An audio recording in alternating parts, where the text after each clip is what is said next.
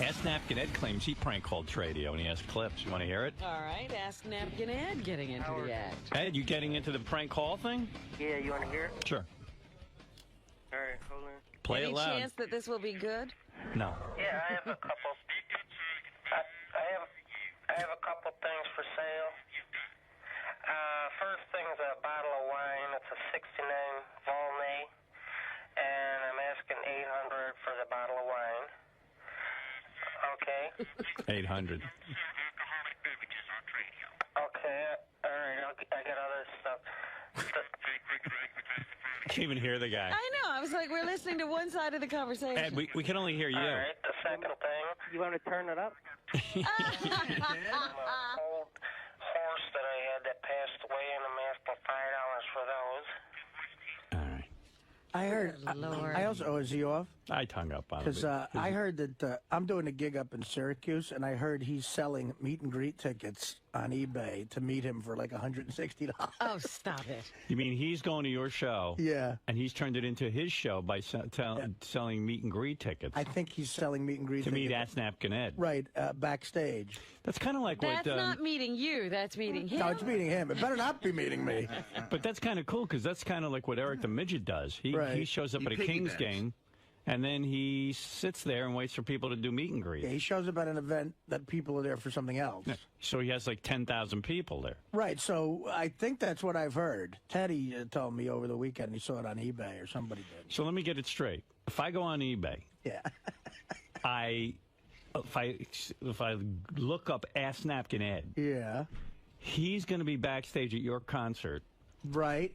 He's already backstage at your Well, concert. I already said he could come backstage, I guess. So how's he going to, so he's selling tickets for people to come backstage and meet him. Meet him. So isn't that going to sort of coincide with what you're doing? I mean, he's selling... Well, honestly, as long as it stays backstage, I don't care. You don't care. Is it pre-show or post-show? It's just got it. What's... I don't know. That's up to Ask Napkin and his people. But Ed's really enterprising. Yeah. He's turned this into a whole business. the way it'll affect me bad is if, like, a large group of people meet him and they don't get in their seats on time, or if it's right next to where I'm sitting backstage. That would be a pain in the ass. You might end up with the whole audience backstage. Yeah, I don't want that. I've seen the ad. It says it advertises meet Artie and Meet Artie? Meet Artie? So it's you and it meeting says and enjoy greeting. free food and Because Ed knows. Ed Enjoy knows. free food. so Isn't there free food back there? Ask Napkin Ed is brilliant. Yeah, where I am, there's free food. Well, I guess once you hit the stage, they can get in there and eat the food. You know what happened is I did a gig in Niagara Falls, and he came backstage, and he just waited back there with everyone else who was backstage. So they had to meet him because they were in the same room with him. So maybe he just assumes. And then I had to come out and yell at him.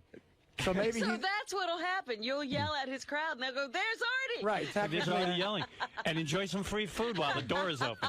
And maybe he's assuming I'll throw some roast beef at him. He said he's gonna have the people meet him at will call, and then he'll just bring You'll him lead him backstage. back. Get yelled at by Artie. Yeah. Eat free food. But that's not allowed, Ass Napkin. You can't. He's going to let people meet him. So in other words, people who have no backstage passes will come backstage. Right. Well, they will not after they buy him from him. Yeah. Well, no. What does it cost to go backstage at Artie's show? I think the starting bid is $165. Wow. It's good business. What does a ticket cost? Don't tell me you're going to ruin the guy's business. Well, you know what, Ass Napkin? I'm a generous guy, but I have to not allow this. How are you going to stop him? Well, I'll just say I'm on the air right now saying no. How do I He's stop not allowed him? backstage. Now, there you go. Right? Is that the way to do it? Yeah. He doesn't seem like a guy that takes no for an answer. All right, Ass Napkin Ed is not allowed backstage at the Turning Stone. So now he has nothing to sell. The only way you could stop his business is by barring him from going backstage. Right, so that's what I have to do, and I don't want to do it. You have the heart to do that? You know, it's so funny. You were so gracious and nice to allow Ask Napkin Ed to go backstage. I mean, how many people would? And Now he's bringing strangers to eat your food. no. So I don't get this.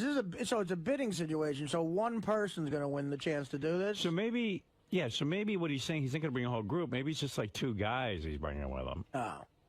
Or maybe there are multiple Is that okay? sides. And could you just feed him? Let him just eat from your... What do you got on that? What do you get in your rider? What are the two guys going to look like? What do you get on your rider? I get, a bunch of free cold cuts. With bread and stuff? Oh, yeah. So you make sandwiches? You can make You're not going to eat sandwiches. that many sandwiches. You can leave some for a napkin. Just put a plate out, like for a cat. And let the guy bring two, 3 people, tops. If he limits it to 2 guys, Yeah. He could come back. What a business. He could clear a couple $100. Well, I mean, the bid's starting at 160. We might have to talk to him later. Yeah, Ed, what the fuck? What's going on, buddy? Let's get him on the phone. Hey, Really? Gary, 'Cause I would love to know how this is going. get me Ass Napkin Ed. Ed, just call back. I talk to him sometimes, and he's in this boarding house. He can't get in the bathroom between 2 and 7 because an enormous fat guy uses the tub.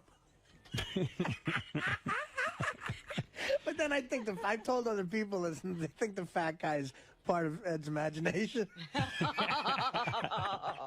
Oh, dear. There's no fat guy at all? He goes, there's a huge guy in the tub. He's in from 2 to 7. I can't get in the bathroom. Does he still call you at home? No, I changed my number. Oh, that's why you changed it. Well, for various reasons. No. Hey, Ed. Yes. So Howard, what did you want to know? I'm sticking up for you. I mean, I understand on eBay you're selling tickets to backstage at Artie's thing. Yeah, I'm trying to get some food money together. Yeah. So Artie, rightfully so, was going to stop it. But I put this thought and said, how many people are you bringing back there with you? How many am I bringing? Yeah. 4. Yeah, but no. That's the people he's bringing who are his friends. How many do you plan on bringing through the eBay? How many will you allow me? Well, Ed, you didn't ask Artie's permission. And number 2, you're guaranteeing people that they're going to meet Artie and that there's going to be free food. They met him last time. Yeah, but, that kind of happened by accident. You don't know if you're going to meet Artie. Don't meet him if he says it. Yeah, no, Ed, listen, you could bring 2 people. 2 plus what? 2 plus 0. What about Goblin and Chester? Oh, Goblin and Chester are fine. And then 2 more? No, Goblin and Chester come with you anyway. I'm talking about the winners of the eBay thing or whatever the fuck. Oh, all right. Yeah. Just 2, Artie. So Artie's being nice, but really you shouldn't be doing that. You and Goblin and Chester. Right. I met Goblin and Chester. They're all right. Goblin's the guy with the Buffalo Bills jacket? No, that's Chester. Oh, that's Chester? All right, well, you 3 can come back, but the eBay thing, only 2 guys can come. All right, just 2? Just 2. Yeah, I thought I asked you about it before. No, you didn't.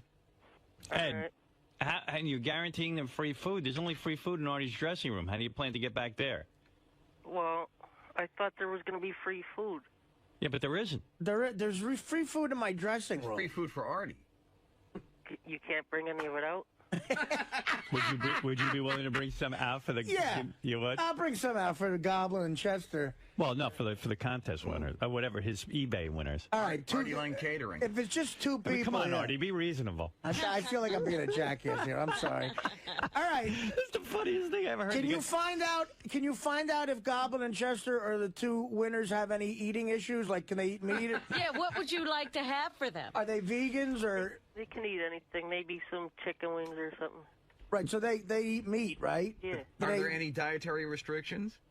Are they allergic to anything? Okay. They eat anything. All All right, thank you, good. Ed. I'll bring you some. You some cheese and some turkey. All right. All right. It's kind of like a weird thing that you've dreamt this up. You know what I mean? It's very creative, but Artie, it really relies on Artie's generosity, not yours. I could swear he told me it was all right. Though. Yeah.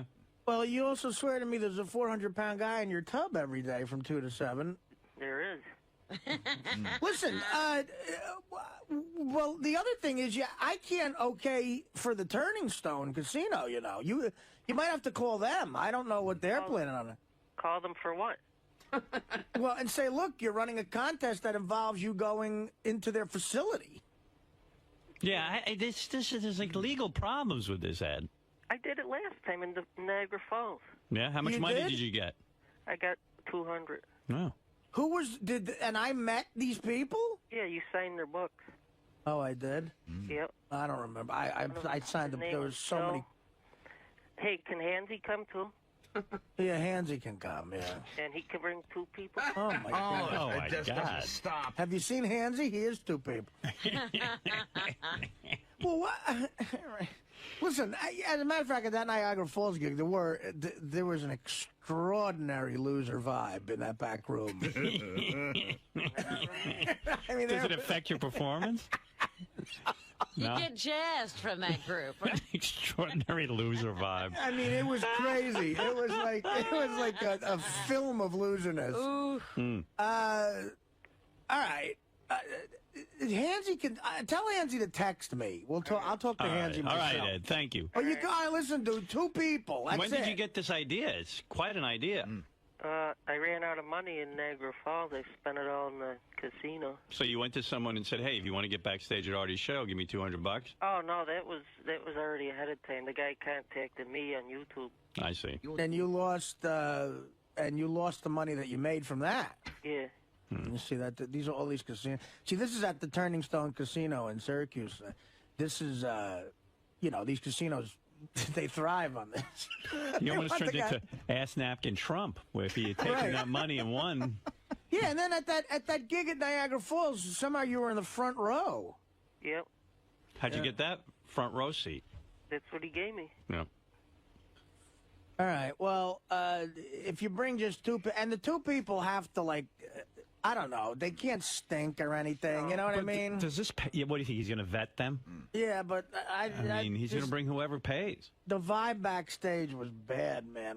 There was nobody. People looked like they didn't I wash. thought we were going to hang out. You were going to come over to the motel and hang. I don't know who told you that. Hey, Ed, doesn't this all cost you more money than you even make? Let's say you sell the 2 tickets for $100 a piece. Yeah. Getting to these shows and stuff, and then you're getting a hotel and. Yeah, but I don't drive there. Chester drives, and he pays for the gas and stuff. And I see. Who pays for the hotel? we split it last time. Yeah. All right. He's got to work that. Yep. Hansy just texted me. I never asked, and I can't get to New York. So why'd you ask for Hansy, Ed? Because I thought he was going to come. I talked to him on YouTube. Hansy has no way to get to New York. Hansy's in Toronto. It's not that far. You got airfare. Start walking now, Hansy. Yeah. Well, now you can sell Hansy's backstage passes. If Hansy will allow. Let me figure this out. Wait Listen, a second. You have the How 2 many Artie. more does he have? You have the 2 Artie told you could have, and now that Hansy's not coming, you could probably get 2 more. Do you mind, Artie? Well, how do you know? How are you going to get a hold of Hansy's passes? No, I didn't get. I never. Well, you got Hansy on the list, right? So there's No, I don't. That's the problem. Oh. Oh, there is no Hansy list. Well, if Hansy would have asked me directly, I would have gave him. How is Hansy texting you? I mean, like, he must have your phone number. Hansy then, has my text number. which is your phone number. Yeah, but I don't answer the phone. So you could ring through. Yeah, He could ring through. there's no voicemail on it. I just let it ring. And that's Oh. another thing. You said you were going to give me your new number. Oh, God. I know. Well, after this, I'm not sure, man. This is craziness. I won't call you that much anymore. That much. Yeah, but you got to see the people he brought to Niagara Falls. Howard, you ever see like in a Dickens novel, like Yeah. the young homeless kids with dirt on their face? Yeah. Like in the 1800s London. But they can't be Like that that's what they look like. They can't be that bad if they had $100 a piece to pay to get backstage. People get money and spend it on stupid shit. That's why they got no money. That guy owns his own business. He's a locksmith or something. Wow.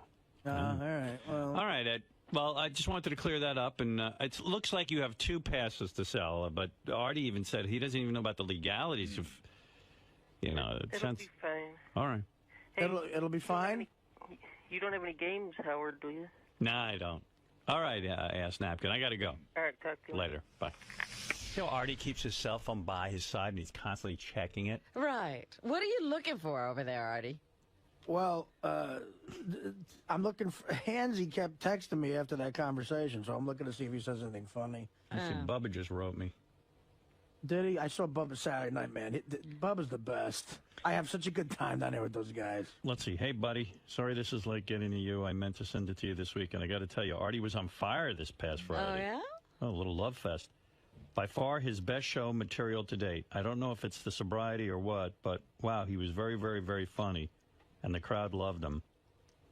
Oh, that's nice. See, Bubba's on, what's he on, Google? Something, I don't know. Bubba's got a commercial with his Really? Yeah. He has ads. Live traffic, local info, maps, directions, and more with the new MapQuest toolbar. Get it now. Wow, Bubba's got commercials even on his email. Bubba had... He's gone totally terrestrial. I did Bubba's show Friday afternoon, which was great. Yeah, I heard good things about it. Yeah, it was fun. I got to get a copy of that. And then... And then he had Hulk Hogan introduce me to the crowd. Oh, no kidding. Yeah, Hulk's down there? he said, I talked to Hulk. I said, I talked to Hulk Hogan. getting any pussy since he got that service with his wife? We'll get into this now. Right. So I do Bubba's show, and he goes, I say, you guys want to come by? He goes, yeah, we're all going to come by. So him and Brent, everybody came by. Brent's girl Amanda looked amazing.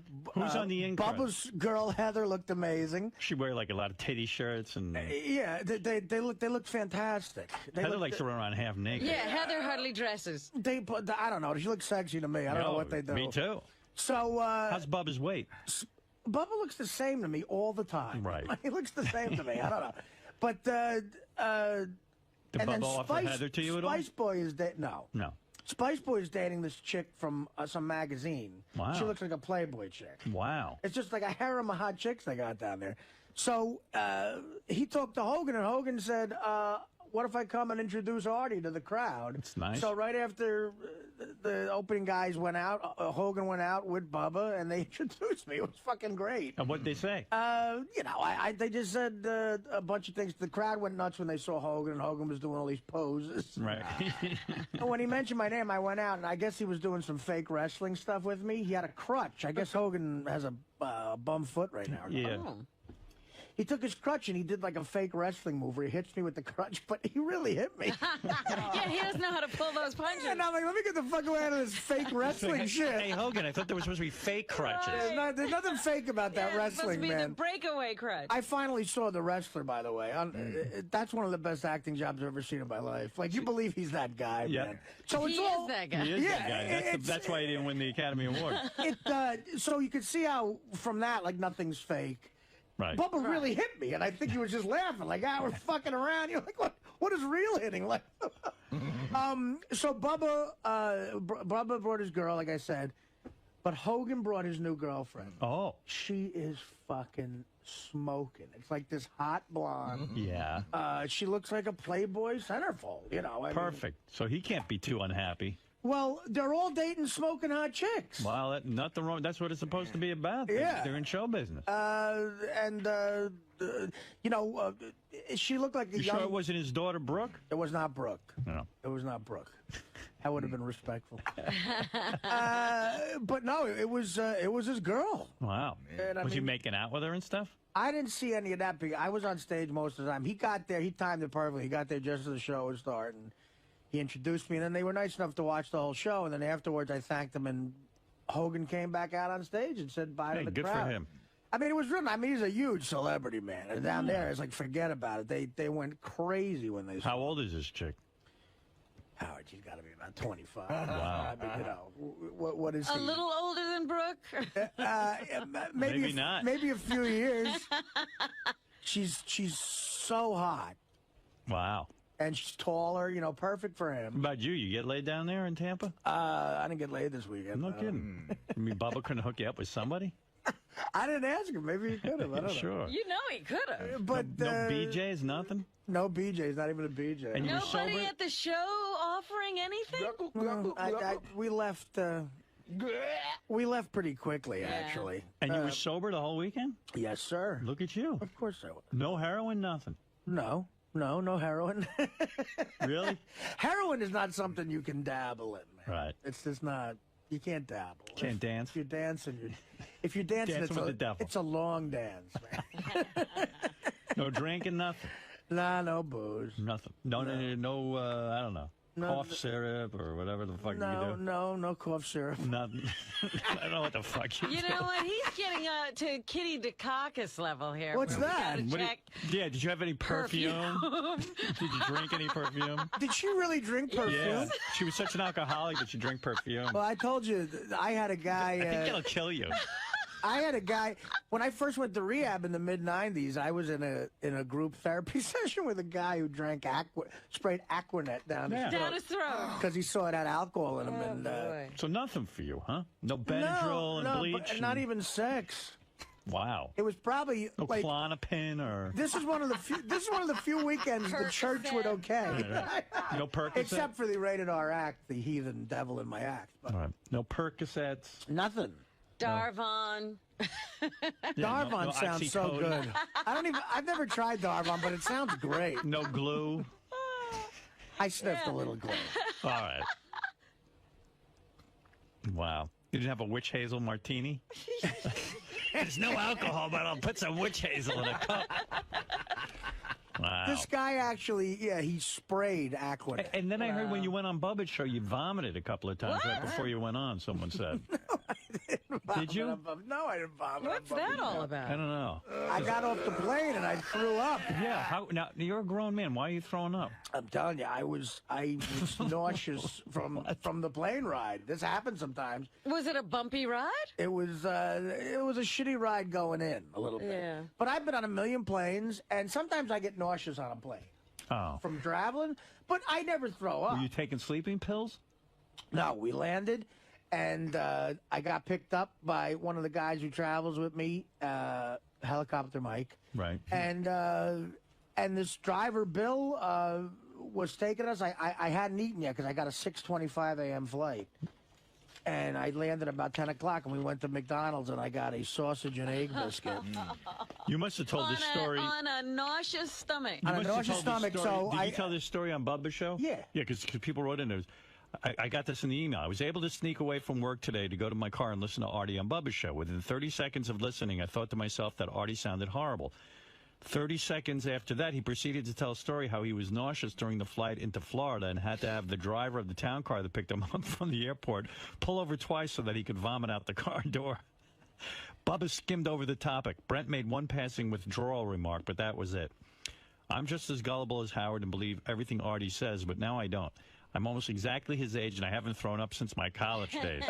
What's going on with Artie? Artie, what's the truth? You owe it to your mother, your sister, your dearly departed father, Dana, your millions of fans, and most of all, your boss, the greatest man who ever lived, Howard Stern. So I guess people might... That's the one part I'll agree with. Well, well, what happened was I was nauseous from the plane, which happens sometimes, but I never throw up from it. Yeah. So I hadn't eaten breakfast, and I thought it was later in the day, so I said... let's go get a cheeseburger at McDonald's. And all they had was breakfast. Right. And I try to avoid the breakfast because it's extra greasy. I can't believe you're concerned about that. I mean, that with extra grease. Really? It's That upsets like you? A sausage and egg biscuit is.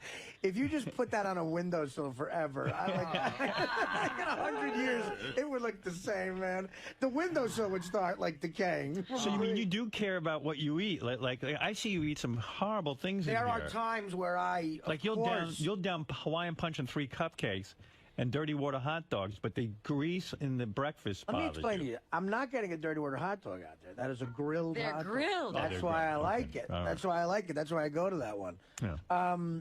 No, so I took 2 bites of the sausage and egg biscuit, and I don't want to get McDonald's in trouble. They're a fine organization, but People shouldn't hear this. I got nauseous. And you vomited from the sausage and egg. And all of it came right up. Where do you vomit? Do you vomit all over yourself? This was the funny part.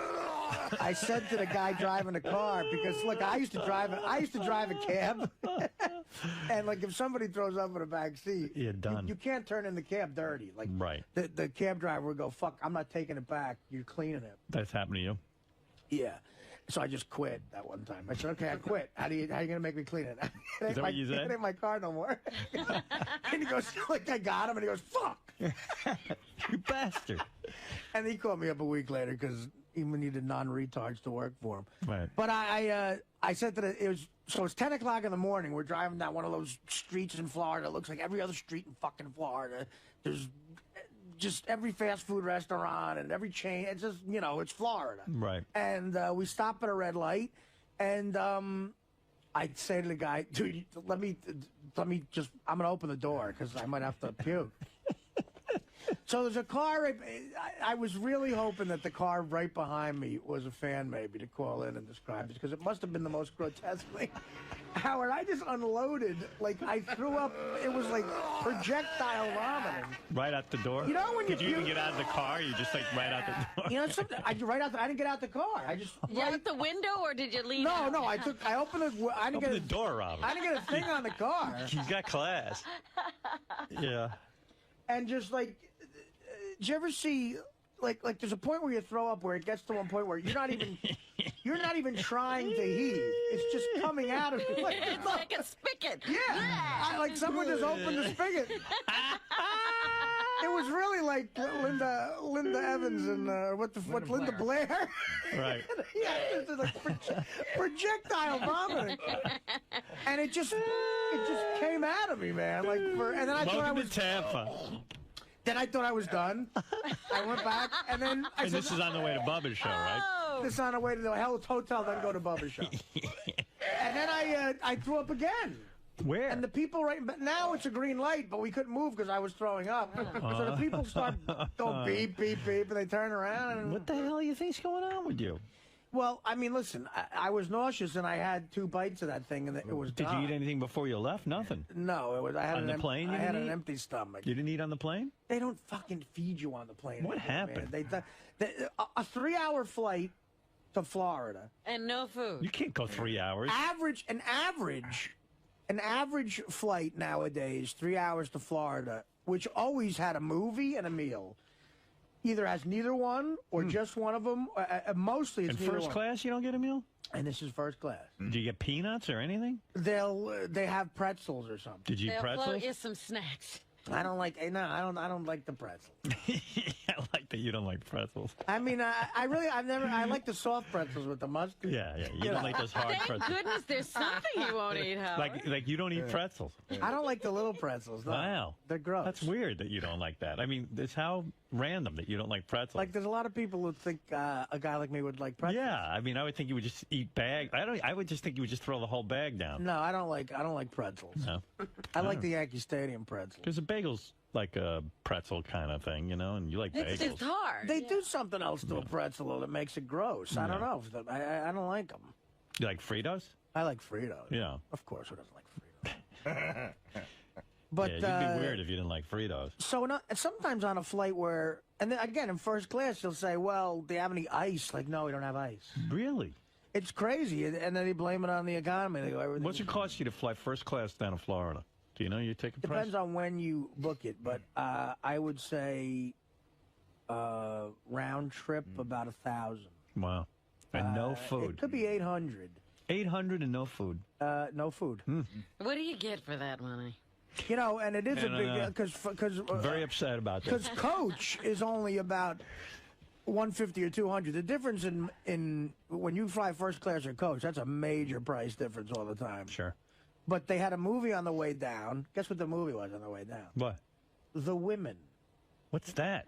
It's was it a gay flight? It had Maybe there was like a gay Howard, it had a good title because that's all that was in it were women. Yeah, it's a totally yapping, women or are they movie. naked? No, women yapping. No one naked. Annette Bening, Meg Yeah. Ryan. Oh my Not God. one car chase or explosion. It should have been called Annoying Women. And it's all jokes about how older women are like bonding together and saying "fuck you" to men. Yeah, great. You know, like that's just what you want to hear. There's not one. Then you go see Hulk Hogan with his young girlfriend. No wonder he threw up. Yeah, right. Now it explains it. I was thinking about the dialogue in The I was Women. like, You were nauseous. I was saying Artie's lying right now. He's on drugs. I go, no, he saw women. Oh, so you The were Women. The Women. This is a conspiracy too. He vomited. It's a 3-vomit picture. That's if I was reviewing it, I'd give it a 3 puke. Yeah, Artie puked 3 times during The Women. It's a puke fest. I can't find the men. There's one. As a matter of fact, there's one man that they just talk about, Yeah. and you never see him. There's one guy that's supposed to be the biggest asshole on the planet, and they just never see him. All these guys want are young women. Yeah, right. Yeah, right. By the way, on our website, it's funny that they keep Jason Kaplan chronicles Ronnie the limo driver's outfits every day. And as you can see, Ronnie is now into this. Someone's helping him get dressed because every shirt has a matching T-shirt. Yeah, one day he came in and he didn't have a matching T-shirt. I was very upset. You can just see from this week of shirts, if you go on there's orange on orange, gray on gray, red on red, blue on blue, and white on white. Yeah, one day I think it was a pink shirt. They did not have a pink there it is. T-shirt for him. There he is, blue on blue. Blue on blue. White on white. He got it in his head that if he wears a white T-shirt with a white shirt, it'll look good. He's got a whole outfit thing going on. At least he worked hard to develop a look. I couldn't develop. Who develops a look? But I got to tell you, I don't have the heart to tell Ronnie, but he's dyeing his beard with that Just for Men. And it's gotten into a weird color area.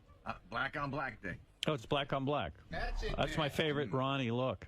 I like that. Yeah. I think your beard is getting weird, and I don't know why. I know you're dyeing it. It's not so gray, but it's starting to get a color that isn't natural. You see, in the middle, it's this heavy dye, right in the middle. Yes. It's kind of weird. What is that? Do you see it, Ronnie? Yeah, I know. There's a patch that's an odd color. You don't even know what to call it. I'll tell you what happened. What happened? I'll tell you what happened. I knew something went wrong. Something went wrong. I trimmed it down, okay? Right.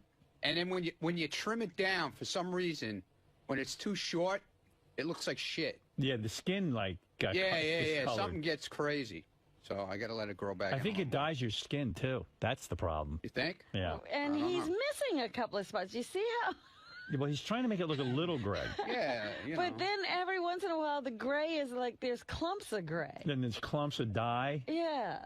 It's not a human color. No. I wonder if you can get someone to color that thing for you. No, man, because then it really looks like shit. It looks like Sal's then.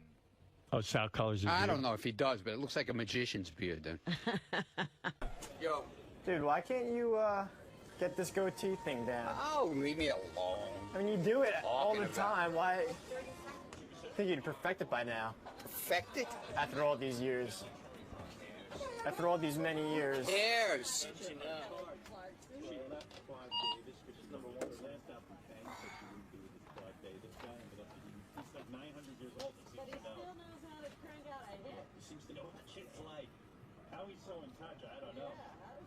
Doesn't look that bad. There's no story here. I don't know what you're standing here with that microphone for. There's no story. What I think is really funny, but I don't even know how to tell you this. What is this? Well,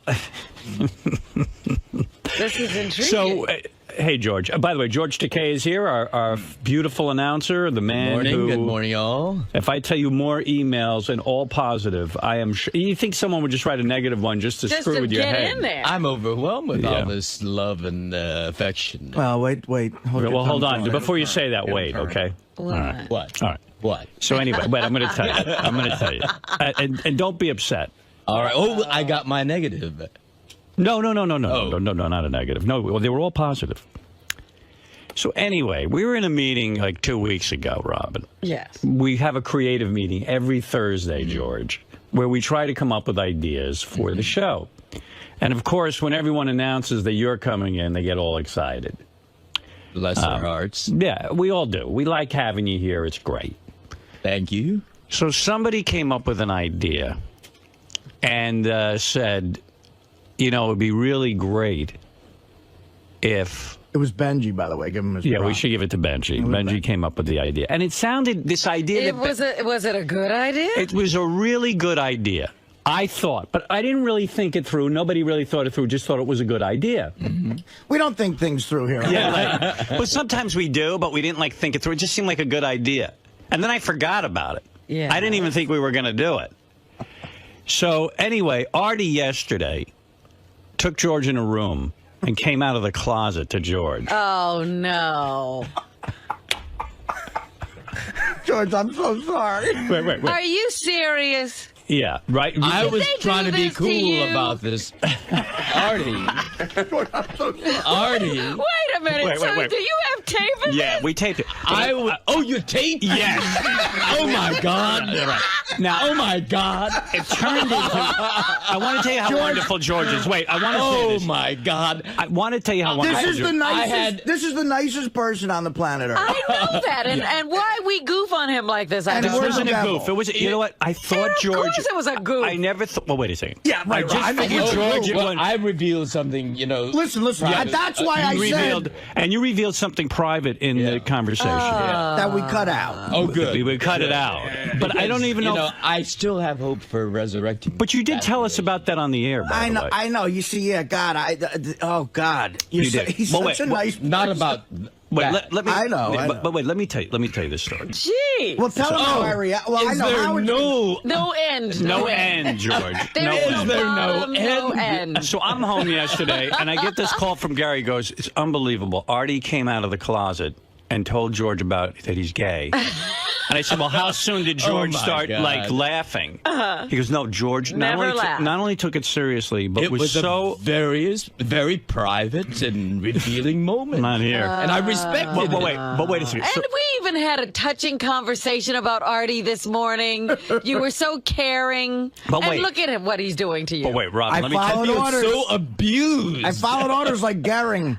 Let me tell you, George, I forgot about this idea. I walked into the gas chamber. But George, wait a second. I forgot about this idea.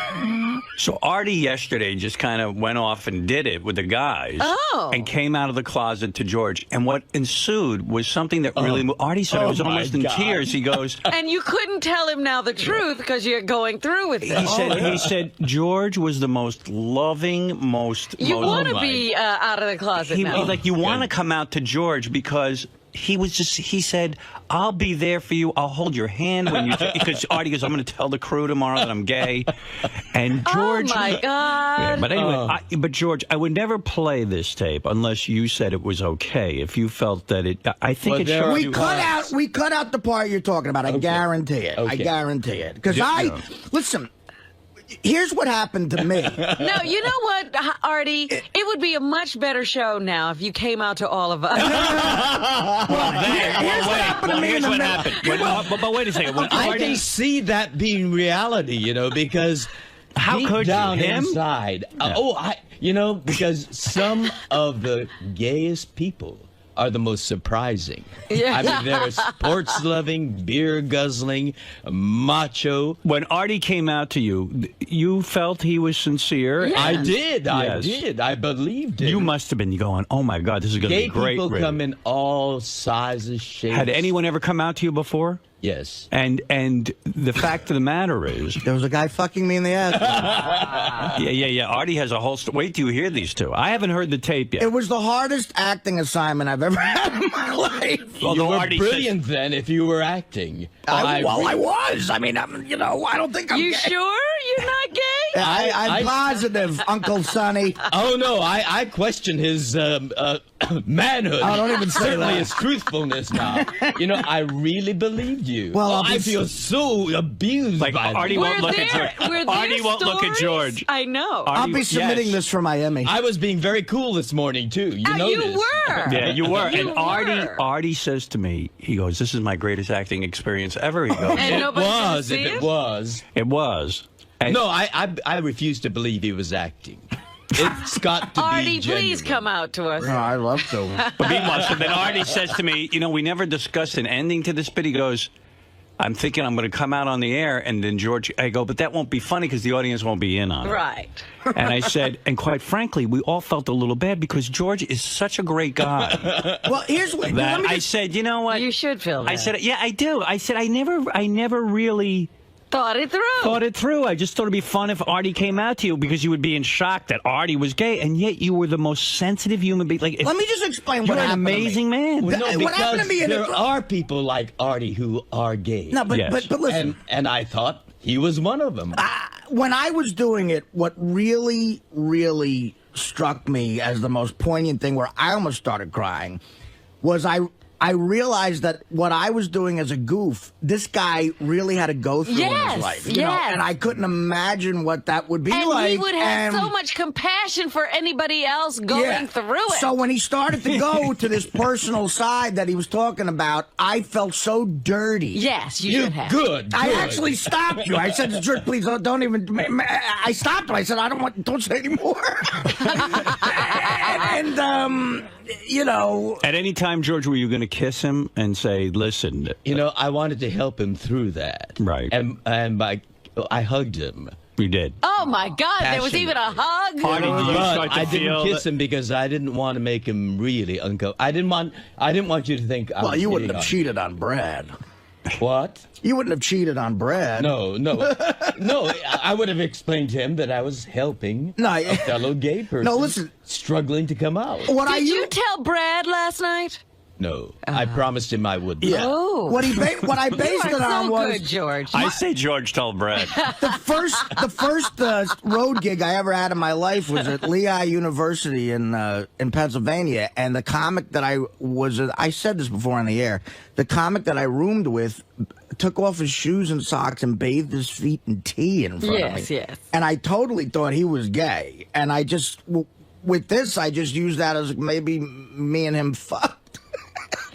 And that's when I found out I was gay. You told George that story? Where do you hear this? Oh, you got to hear it. Guys, you should, if I can suggest, you shouldn't tell any more because Artie is like an Oscar winner in this performance. Gary, I want to make sure of something, I refuse to believe he was acting.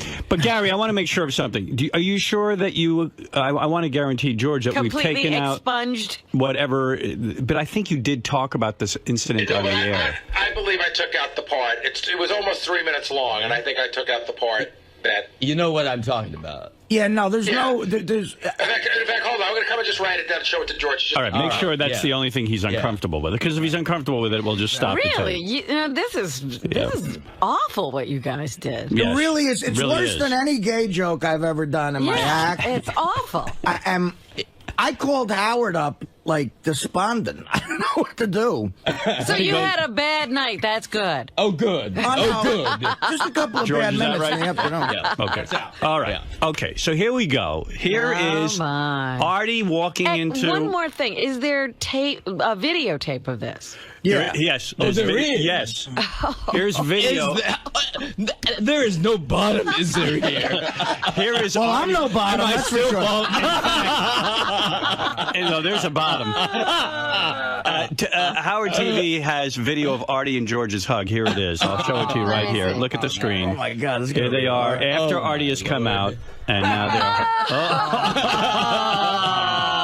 Oh, my God. You're so sincere, George. You know what, Artie? You might be gay. I refuse to believe he is. I think you're right. All right, let's listen. It wasn't acting. Guys, let's not even fuck around. All right, here is Artie Lange coming out to Mr. George Takei. And I think this will show you once and for all that George Takei is not only the nicest man on the planet, but the most understanding man on the planet. And if you are ever thinking of coming out of the closet, this is the guy to do it. No, everybody, now you're going to be suspicious if people come out of the closet. You're going to laugh at them. I am going to be cynical. You have destroyed. You should be suspicious of anyone who comes out of the closet in Sal and Richard's studio.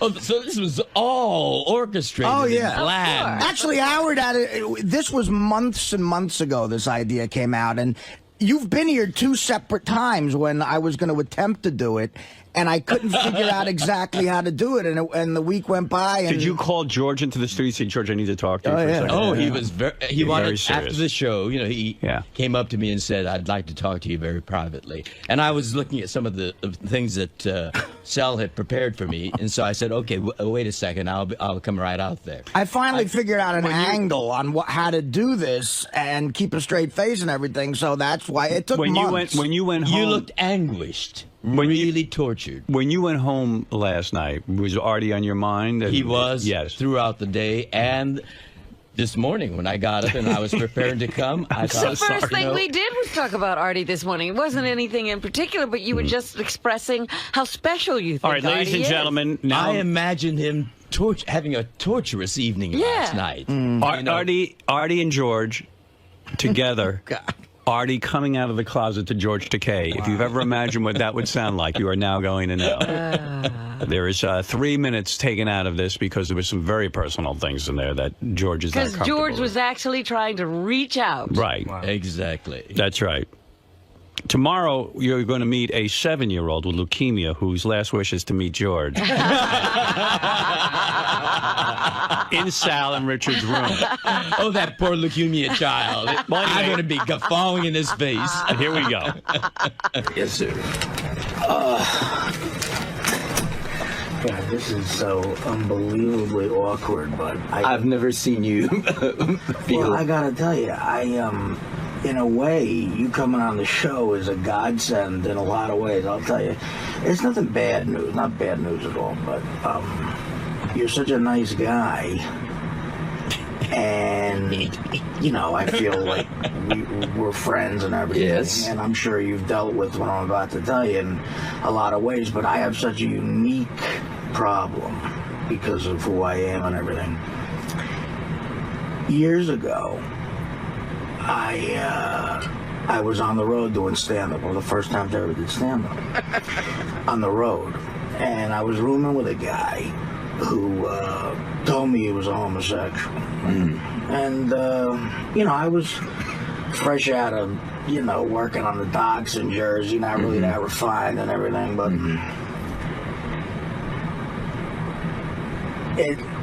it's even hard to say. Cover it. All right, let's see what happens.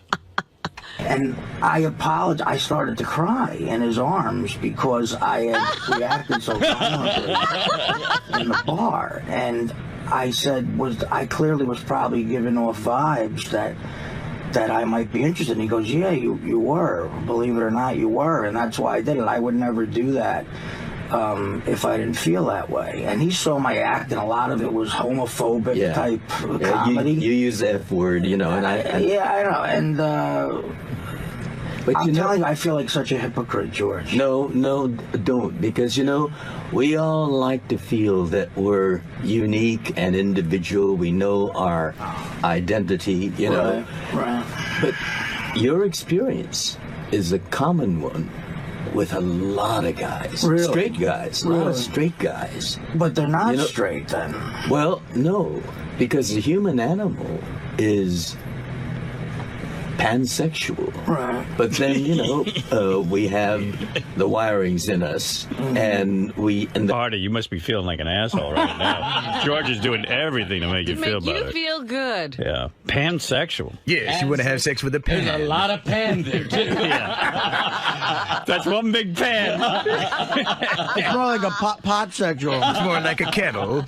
Kettle sexual. All right, let's keep going. George is now consoling Artie, who has just come out of the closet. Oh, my goodness. And the social forces that shape us, But, your experience, animals have same-sex experiences. Right. There's homosexuality in the animal world. And you remind me of a hippopotamus. I compared him to a penguin. Hippopotamus. Yeah, listen. Once I saw an elephant do anal. No, more like nasal. I don't want to miss a minute of this. And monkeys, in insects and birds. We'd like birds to, and insects. And birds, really? and insects, and like penguins, they it's quite. They connect with a common same sex, and it happens. How did you keep from laughing? I don't know. It's cracking me up. He's a brilliant actor if he's acting, but he wasn't acting. You've seen insects have gay sex? Yeah, I was going to say. No, scientifically, they found it. You got to explain that one to me. Well, he's trying to. It's a male that warms the eggs, so we human animals have this pan thing. Yes, procreation is by opposite thing. Those are the mechanics, and that shapes the social values, the civilized society's values, But you're not that unique. We all share that. But in many of us, the one side becomes more defined. I know that when I was a child, and in grammar school, I knew who attracted me more than Right. the You other. knew right I knew away. right away. I thought Bobby was, Richard was, all those other kids. I was see what happened was I tried to make relationships work with women, and it just never works. And I've been suppressing this, and in a way, through my brand of humor or Right, whatever, who you are. God, I feel like such a hypocrite. I gotta tell you, I cry myself to sleep at night because I feel like I am fucking betraying myself, and I mean, I want to come out, and I want to just say, look, even a guy like me, do you know what I mean? In my own small world, what I could do for the homosexual community by coming out and saying, look, I have the courage to do this. What happened was the kid contacted me. Sit down. Thank you. The kid. Actually, I feel I'm like all nerves here. I'm like, a seat. He what? I offered him a seat. No, what happened was and he couldn't fit into it. I was afraid that I was going to be out of the camera shot. No, that's exactly what I thought. That's how I. They told me where to stand exactly. Couldn't fit in the seat. Couldn't fit into the seat. That was good. I can't fit in the seat. I offered him a seat, and he couldn't sit in it. He also couldn't talk. You know what's great, Artie? This clip's going to end up on the internet with that explanation. Artie comes out. Artie comes out to George Takei. That's comeuppance. There we You go. deserve it. about 6 months ago. The same guy. Yeah. And since he didn't really. Oh, he was a kid, much younger than. No. We were both in our 20s. Oh yeah. I just say kid. I don't know. Yeah, we're about the same age. And he contacted me, and he got out of comedy. It didn't work out for him, and he still does some improvisational And is he musical theater. Straight or? And no, he's completely out. And he called me to say, he goes, Art, I listened to the show, and I have your DVD, and We should screen this video in Union, New Jersey. Oh. Artie's, Yeah, get Artie's family. If you want to get shot. I see what you do, and believe me, I think you're talented and funny, but he wanted to share with me that he never sort of denied that side of him, and he's so happy. He's in a relationship with he has a partner that he's been with for like 5 years, and I don't know, he wanted to tell me that I should really just come out and enjoy it. The world is so different. And he mentioned you. He said, because of people like the great George Takei, who you with now. The world is such a different place, and Well, I know what you're talking about, because I made a journey too. I mean, I come from a Japanese American family, right? Where the effort to be normal is so strong, particularly because we were incarcerated for looking like this, Right. And so we tried to be as non-offensive, as patriotic, as possible, and all of that, and then the Japanese American soldiers that fought, despite the fact that their families were incarcerated, fought for this country, so that the macho thing of military, was very, very important in the Japanese American community, and so I tried to survive in that environment. I dated girls, as I said, but I was living once I reached my late teens, I was living a dual life. Right. All the gay bars were in all the seediest part of town. Right. See, I've really denied that, and I masturbate to all. Yeah, that was a revelation. Porno. Talk about porno. You like that? That was a revelation. What are you saying? You masturbate to all gay porno? Oh, let me. Male porno. And I really did picture him doing that. Oh my God! All alone in your 2-bedroom apartment. And now I know why he lives with that widescreen TV. Yeah. So it must have become clear to you all of his problems stem from the fact that he's a closeted homosexual. Exactly. Right. All right. Let's hear more. Obesity, alcoholism. I want to hear about Artie's gay porno.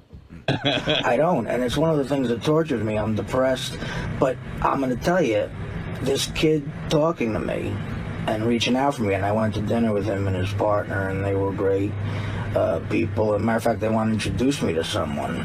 Coincidentally, a guy named Brad, actually.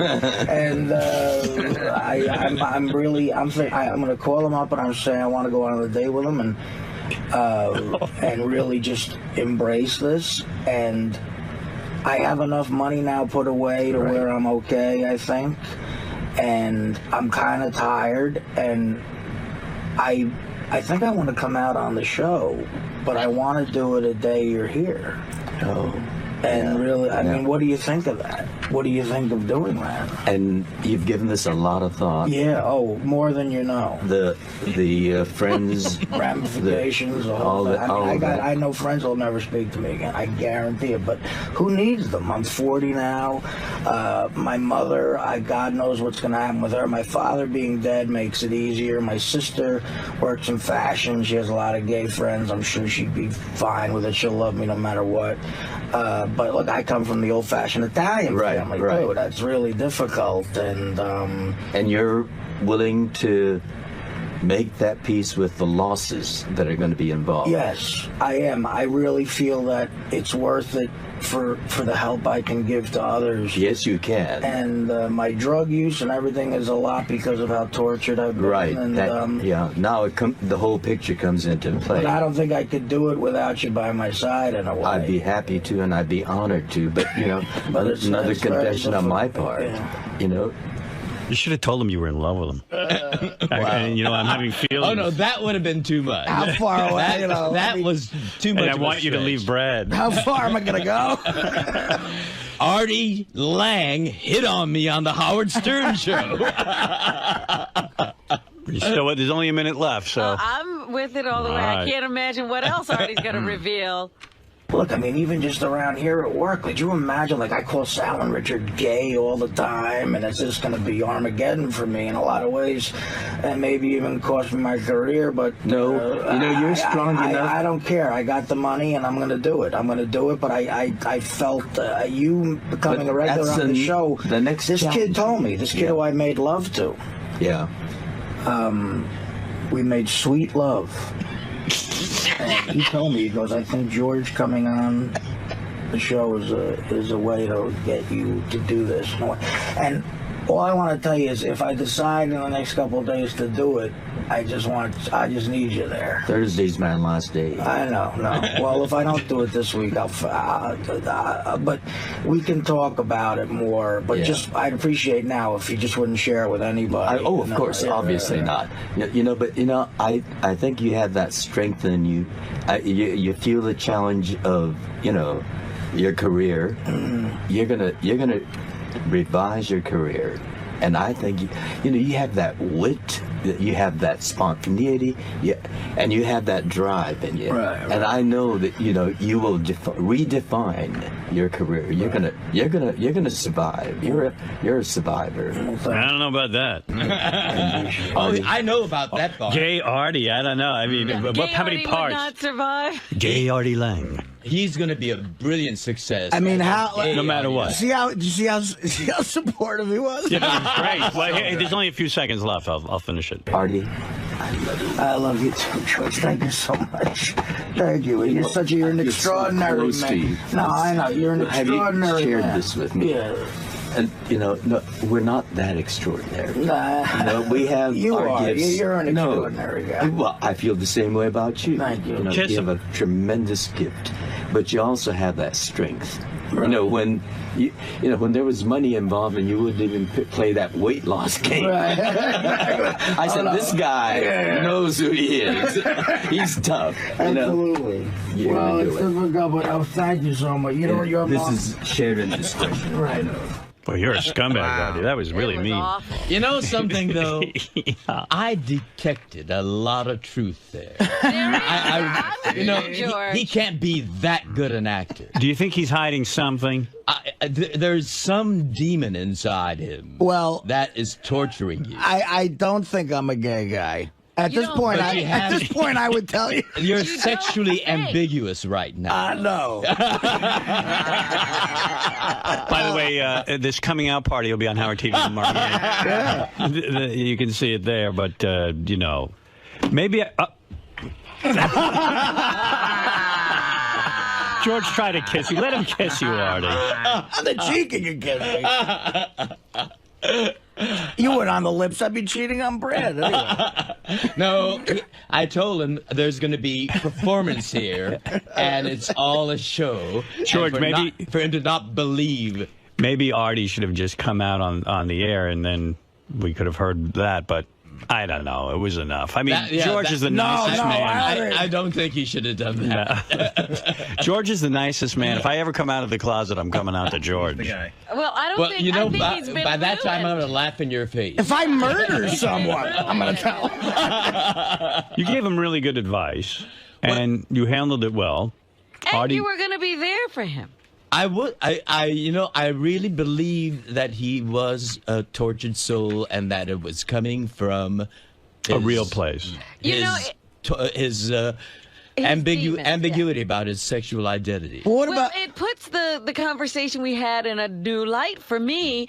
George was sitting here this morning trying to figure out what kind of Broadway shows to take Artie. Is that right? Yes. Wow. I'm sorry to have wasted your time. She took you to Bronx Tales. Yeah, that I enjoyed. And I was thinking of all the plays that I could take him to. And I wasn't going to bring Brad with me next time I came. Wow, I had a shot. Wow. Let's go to Bobo. Bobo, you're on the air. How you doing, Howard?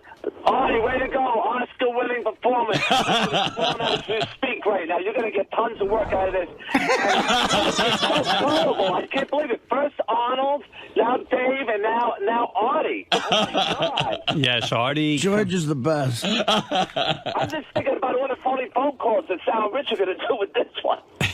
Let's go to... Oh, that is true. I thought about that. Yeah, this tape exists. Artie is great. Love you, man. Love you. All right, there you go. Johnny O, you're on the air in Louisville, Ohio.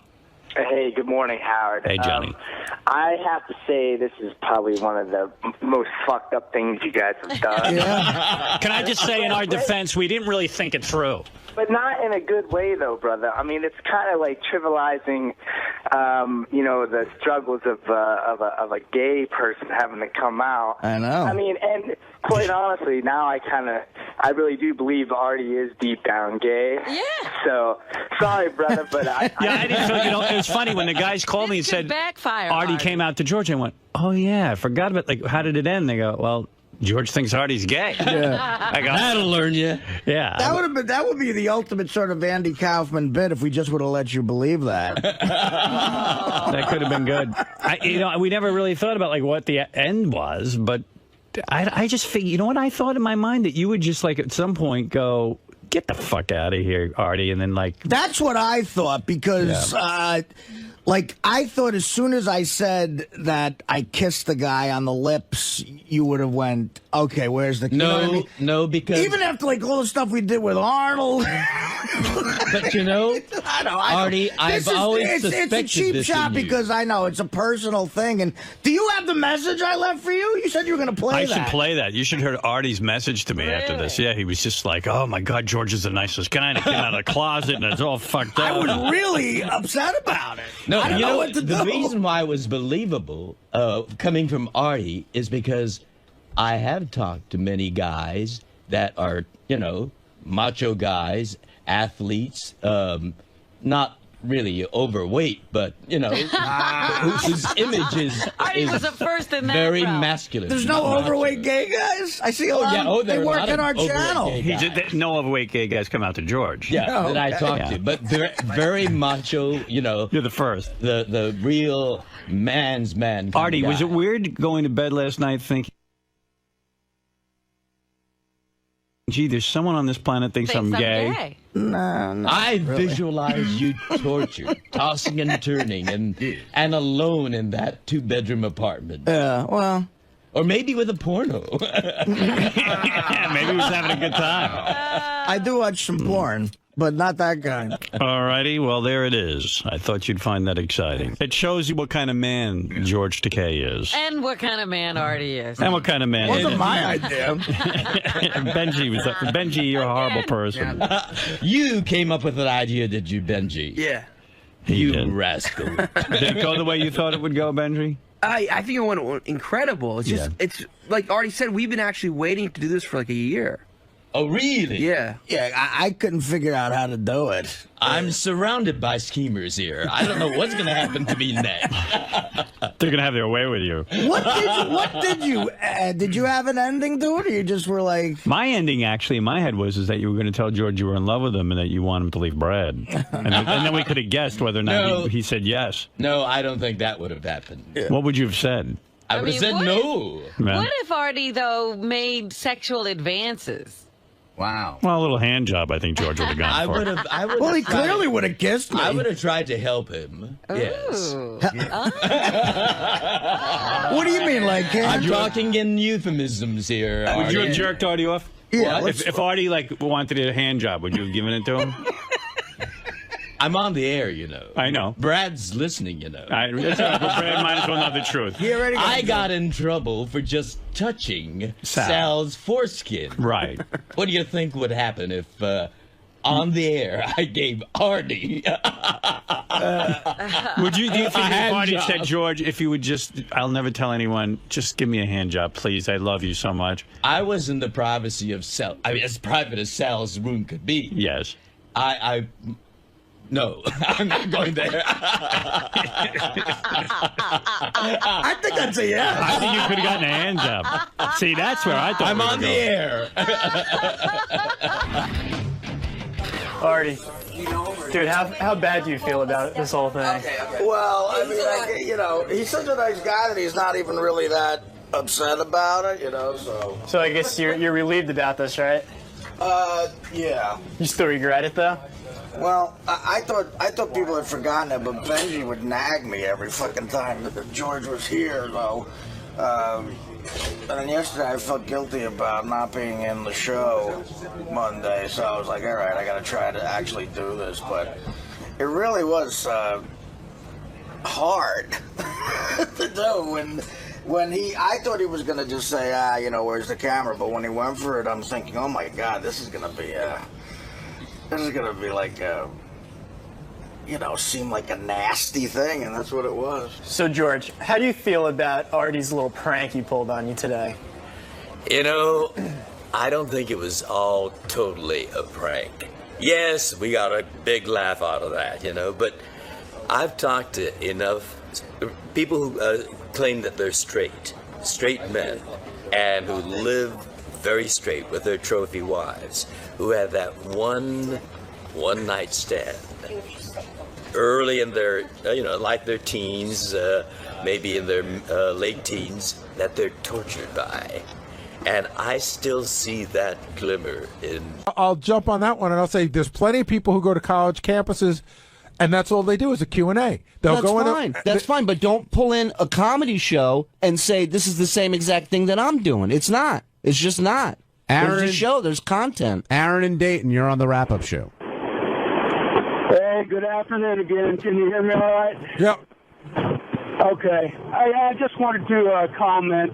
I mean, during the fight week, of course, we heard that Stuttering John got his ass reamed by Howard for going out, using the show for personal gain. And at this point in the game, everybody on the show, I mean, with the exception of you, John, I mean, you was, somewhat famous beforehand, but everybody at this point, using the show for personal gain and monetary value. But, and of course, at this, what I'm getting at is, I'm sure she's not making a whole lot of bread, and she's putting at a point where she's, giving a little bit to charity. She's also, paying for a venue. She's probably paying for the wine and all that shit, and she's also like Gary said, part of the show. So all right, so Aaron's sort of defending Lisa here. We pay for a venue. Yeah, I mean, she's good. That's a weird thing to say, because whatever she's paying for or not paying for, she will walk away with a profit of some sort. Yeah, she has no dude, when we overhead, do the really. block party shows, we pay for a venue. Of course. So, I mean... here's a question John and I were kicking around today. If Lisa said, I'm going to be at the coffee shop, for $100 you can come and you get a cupcake and everything, and I'm going to play the violin for an hour. Okay. Would that change your perception of what she's doing? It's a concert. That's a concert. Absolutely. At least she's doing something other than having, 30 people show up and then just sit around and schmooze with them. Anthony, you're on the wrap-up show. Hey, what's going on? I'm a big 𝗛cie fan. I mean, I'm a stand-up comedian. I moved out here to PA from California, and just the transition there. But she's promoting the show because she is bringing. She's using the Stern Show as saying, I'm bringing the female listeners and trying to make money off that. Because the block party is just completely different from what she's trying to do. She doesn't have an act, so she's using the show to get the female listeners out there to make money. I mean, she's got to rent a car. But why is that wrong? I'm just going to play devil's advocate. Why, if you could say that 𝗛cie and Ronnie are using the show to get male listeners to come out and see male-based humor, even though there's a lot of women there as well. So if Lisa feels she's going to talk to female listeners, why is that wrong? But why does she have to make money of it? If she started to support the show and won a gig, she should be able to be like, hey, I'm 𝗦𝗵cie. Come, get listeners to be more attracted to her, not because I need to make some money. Why should the guys from the block party make money? Shouldn't they just be, 𝗛cie's a comedian, should he because be out there for the joy of making people laugh? Also, would it matter to you? I pay money to go see the block party. I pay money to go see the block party. I was up in Canada, and I saw the block party. It was fucking awesome. It was fun. But Anthony, people don't have to spend money to go to Lisa's event. They just won't go. Right. The reason I wanted to pick up his call is because he said Lisa's scamming people. And I think that's a poor choice of words because I think Lisa's being very upfront about what she's doing. I don't think there's any scam involved. Well, you know what? We should get Jason down here because he said that he feels like she's scamming people big time. But she's being very upfront about I mean, I don't think anybody who pays can't walk away surprised with what they're getting. What were you going to say, Benji? Well, would it matter?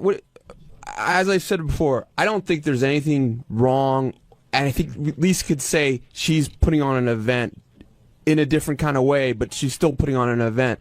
I don't think there's anything wrong with that, except I felt she was being very hypocritical towards when she was criticizing me. But would you guys say it's any different if, let's say, this cupcake place hired her for an appearance and they paid her?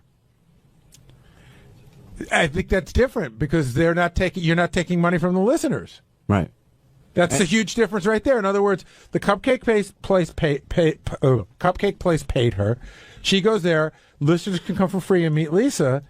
And I think you sort of get the same result, but you're not taking money from the listeners. And I don't think the event itself rubbed people the wrong way. I think the price she came up with, I think might have rubbed a few people the wrong way. And the word I keep hearing, too, from some people is that there seems to be a sense of entitlement, but I'm not sure for what. Like, Lisa's entitled to make money off the show, or I'm not sure what people think Lisa's entitled to do. But Jason's here. Jason, we were just talking about how there was a caller on the line who said he felt that Lisa was scamming people. And I said, well, she's definitely not. That's a poor choice of words. She's being very upfront about what she's doing, but you say she's scamming. So, well, I wouldn't use scamming means like, yeah, she's lying to somebody. I think she's exploiting. I think she's ripping off. I think that she is. We have a fan base that will pay money to be part of the show. Like going to see 𝗛cie and Ronnie's thing. Now, you could say, first of all, I don't even like the fact that their show has been lumped in with this Lisa G thing. They are so two totally separate things, I think it's unfair to them to even lump it in.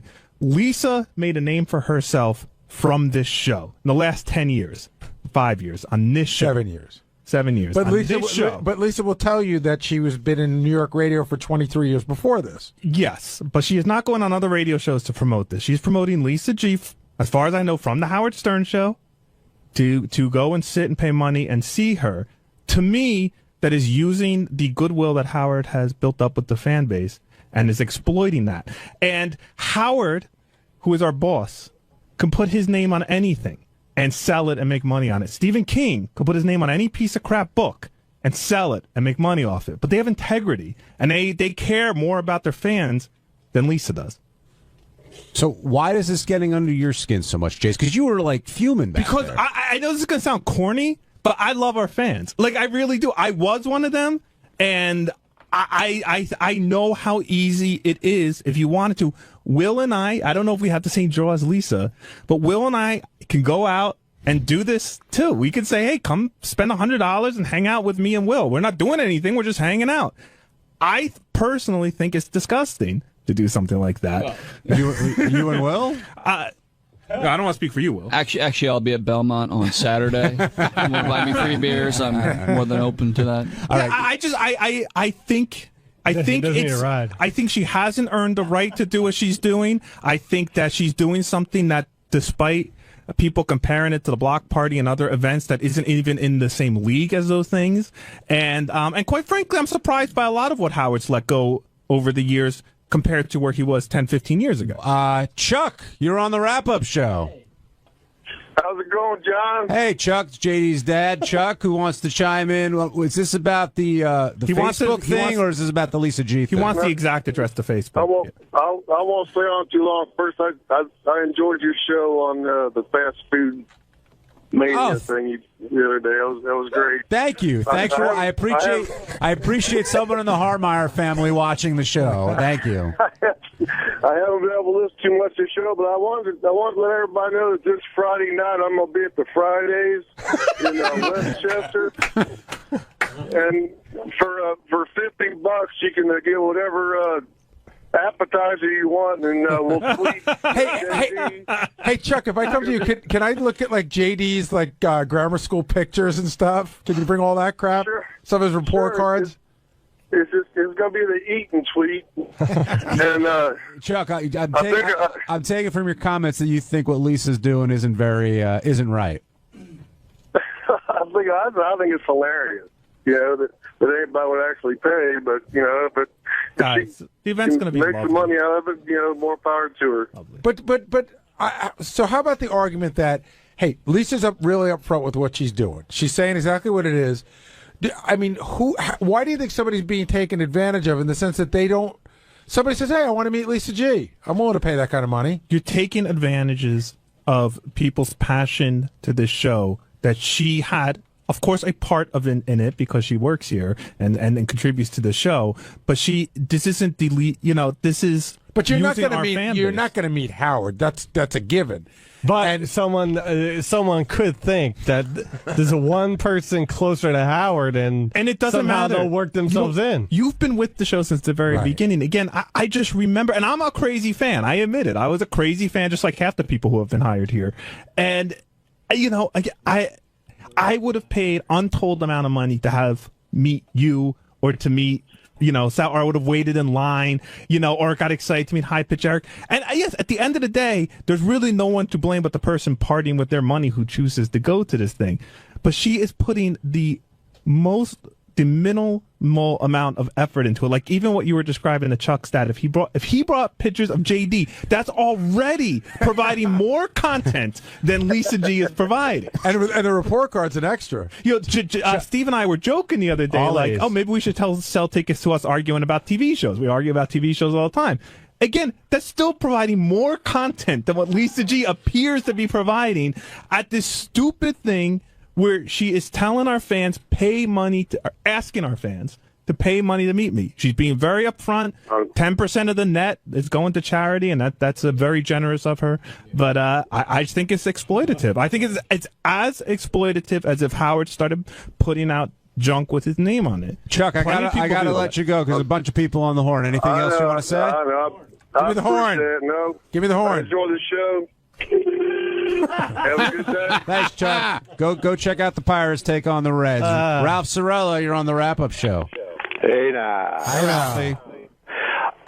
This is all very muddy. I mean, if you allow for one, you have to allow for all. I mean, whether it's money for a cupcake or money to see a train wreck, it's what people want to pay. And I don't see why Lisa is being, who's Jason to decide what her appearing somewhere is worth to somebody? Well, Ralph, the reason why this whole thing started is because Howard says it bothers him and he doesn't know why. So you're pretty close to Howard. Why do you think it bothers him? Well, Listen, I know what Jason's saying in the sense of like, hey, she's not doing much. She's just coming there and showing up. But you know what? That's what an evening with Bill Cosby. Bill Cosby just shows up. Maybe people want to go there for Lisa's personality. Maybe she's going to give recipes. I don't know what the fuck she's going to do there, but I don't know how that's any different than the block party. But you don't know how that's different than the block party. Hold on. No, I don't. We'll explain that in a second. But all that being said, Ralph, Gary's question is a good one. Like, why does this get under Howard's skin versus the block party, versus the TV shows, versus Benji's song, Bill versus Cosby. all the other stuff? Why do you think this is irking Howard? Because this isn't, but maybe because the block party is such a train wreck that it provides content on the show. Ronnie goes out there and acts like an idiot, and then you've got tape of it, and Howard TV is filming it, and it provides content for the Howard Stern show. But I think it just sends signals to you can't allow one and not allow the other. Like, who are you guys to sit there and decide? Like, okay, well, first of all, okay, we don't. that's Howard okay. does. Yeah, but Ralph, wouldn't you agree that? And I was going to get into this a little bit, but you brought it up. Wouldn't you say on this show there's different rules for different people? Absolutely, yeah. So then when you say you have to allow for one, you have to allow for another, really, Howard's running a monarchy. He has to allow for whatever he wants. Yeah, I mean, Artie used to get away with crap that none of us could get away with. That's right. And because he was Artie. Yeah, and that worked out really well. Well, I'm just saying that's what happens under that. Anybody could do whatever anybody wants rule. What Artie was allowed to get away with business-wise had nothing to do with what happened No, here. he got away with a ton of stuff here that we got. If I slept in the office as much as he slept on the air, I don't think I would have been treated with the same kid gloves.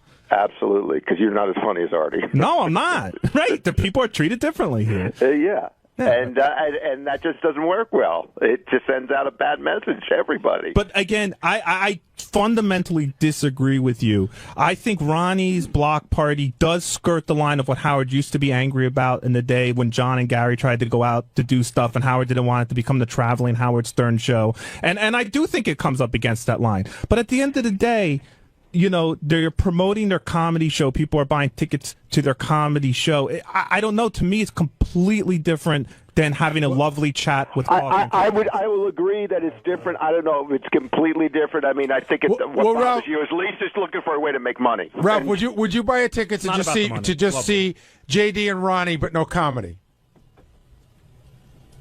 I wouldn't even do that. Me, Gary. Last question: is Howard going to put an end to all this stuff? It's getting to be rubbing up against that area. Hard to say. On Wednesday's wrap-up show, there was a lot of talk about Sal shockingly screwing up a game again. And this is one of those situations where Sal doesn't think he's wrong, is told that he's wrong, and then realizes that he's wrong and tries to explain himself, which he can't do. So we heard Sal tell the story about how it was unfair of Howard to call him a sucker.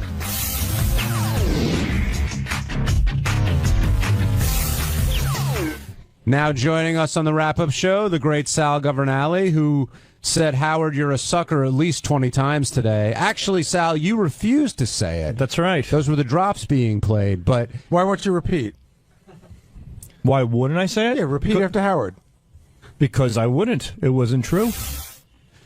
If I did something where he felt like a sucker, I would have said it. Sal, do you feel like the show was used at all in order for you to get those teeth? Or do you think they're two independent things? Yes, absolutely. I made that perfectly clear on your wrap-up show last time. I said it's inevitable. There's certainly a bartership deal. People are not stupid. The guy was a fan of the show, and I certainly got a break because he was a fan, which is understandable. Well, we discussed it wasn't a break.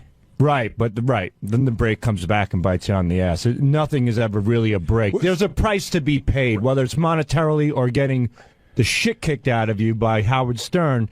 There's a price to pay, and I've learned it the hard way. Sal and I talked a little bit today. I was explaining that some of the money was for the actual physical things needed to do this, and the rest of the money was free. Yeah. So Sal didn't really get a break. He really got the dental work for free. Right. And I explained to him that, as Sal said, nobody gives something for free for nothing. They're always looking for something. Let me take a step back on this. Sal, do you feel you were unfairly blamed for the problems with the Bigfoot game? Because that's how this all started. At first, I thought I was. But listen, I'm the one who created the game. The glitch was there. Guilty as charged. But you said you double-checked it. What did you mean by that? I double check all my work. In this particular case, and I don't know why. I don't know why I do these things, but I always give my. That seems to be the mantra this week. I heard Tim saying that earlier in the week. It's almost like how people have a guardian angel. I have like a guardian bully. When I'm going Black Cloud. Yeah. When I'm going in the right direction, somebody's kicking me in the balls, just throwing my mind off a little bit because I always give my CDs to Scott to double check. And like when Howard asked me, did Scott double check this one? I said no. And that's when it hit me. I'm like, he didn't double check this one. I did, but inevitably it was a screw up on my part. It's always better to give your stuff to Scott because then when it screws up, you could blame Scott. Right. What happened was there was a glitch. You saw it. Then you went back and saw that there was a track there. But what we figured out is that Bigfoot's answer was so short.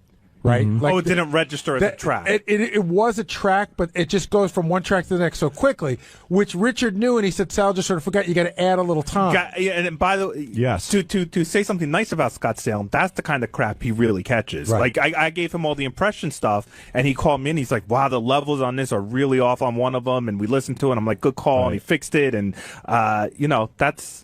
And that was my mistake. So I took back that game and double checked that one, and I had Scott check it. As a matter of fact, I went to Gary today and I said, Gary, give me all the games back. So I'm going through every single game right now as well. There was a great moment though where the game fucked up, so I just start yelling Sal to just see where he is. Sal was on his way in, but Howard did play the answer, but Sal didn't realize there was a fuck-up. So Sal starts yelling at me, you owe me a fucking apology, asshole. Fuck you. Wait, can I just say, could I have my headphones on? You guys went from 0 to 1,000 the second Howard said that this isn't working. There's a reason why. Before, you guys were yelling so loud at each other that you couldn't hear Howard screaming about who do I have to blame, and I didn't know what was you came it out was with like it was definitely like a sibling moment. What happened was I just yelled Sal as loud as I could to see where he was. I was coming around the bend. I was by the Howard TV room. I saw what happened. I'm like, whoa!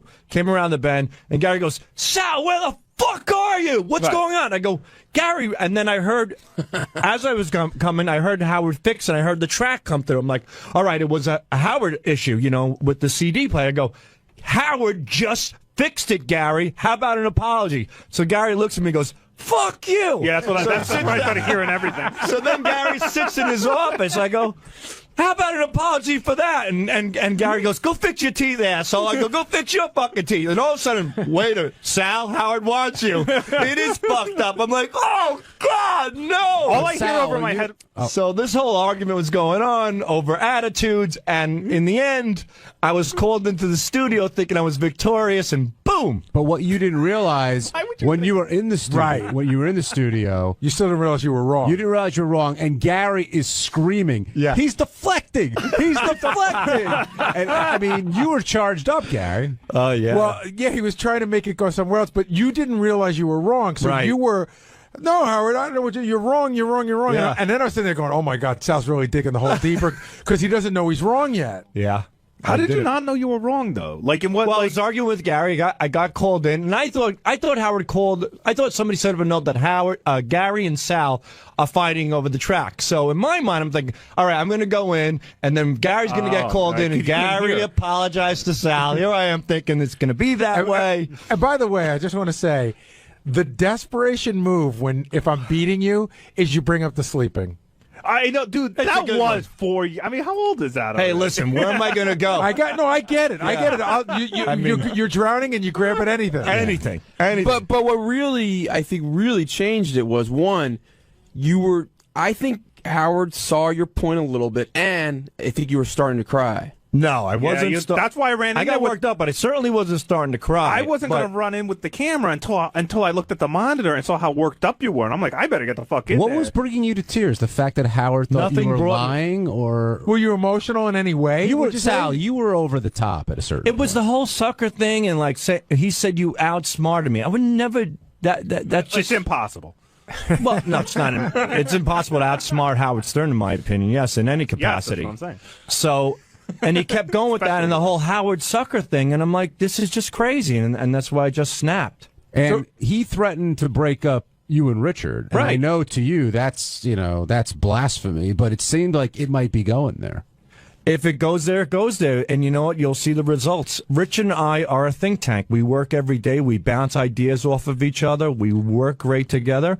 It's like breaking up Captain and Tennille.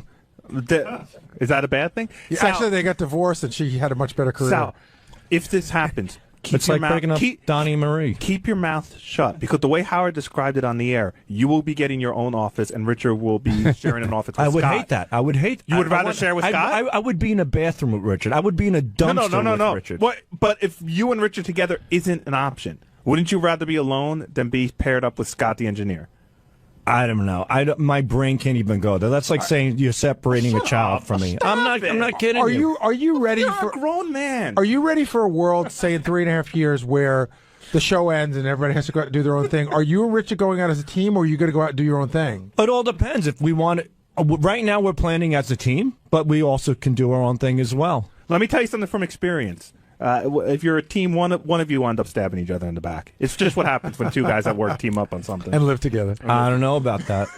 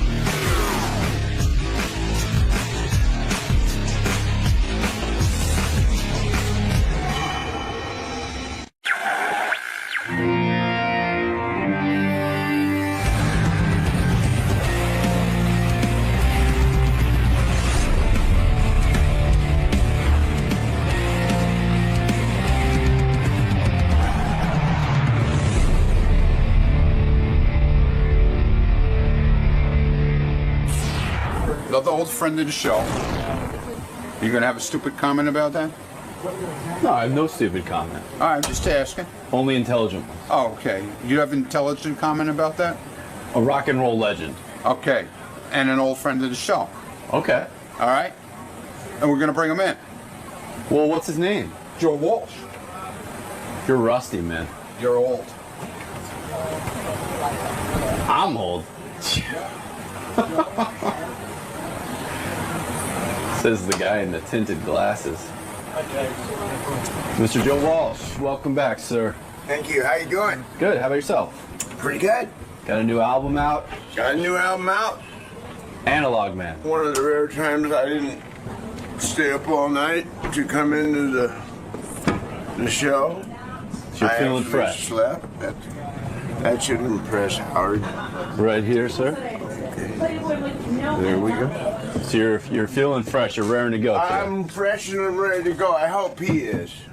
Oh, absolutely. Because I bet he's really nervous right now. You guys are old friends. You guys have been. We're old friends from golly. I don't want to figure out how old.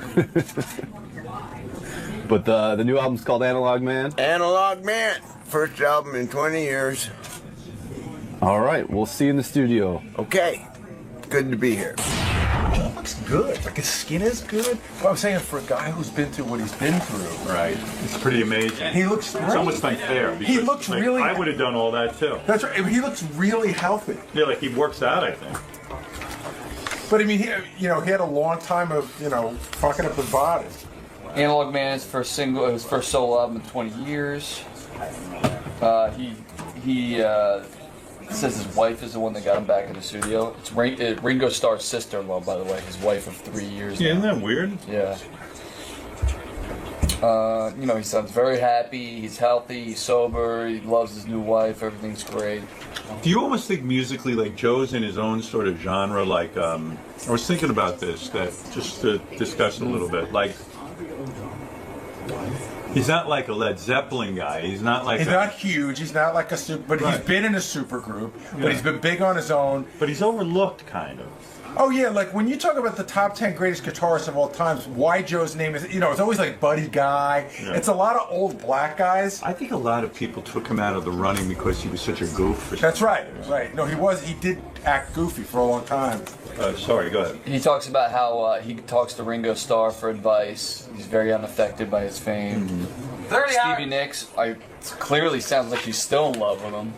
She says that they broke up because they both had heavy cocaine addictions.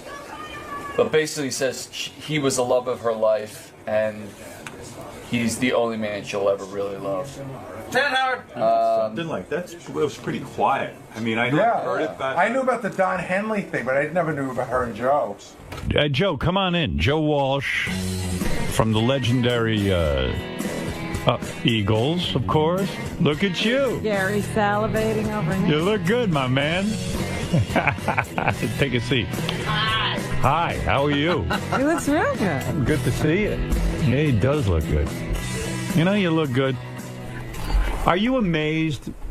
Like, you're so healthy now. You look terrific. You look like a different man from the guy I knew back when. I am. You are a completely different man. Yeah. Yeah, and it's strange even being in the room with you now because it's a whole different energy. I never That's because I didn't stay up all night. Well, I never knew the Joe I was going to get. Yeah. Do you ever go back and look at your old appearances, whether it's on this show or wherever you were, where you were really completely fucked up and on, you would drink it? I don't even know back then. Were you just drinking or were you coking and heroin and whatever you had? Really? It was what I did. Right. Till you were out, and then I left.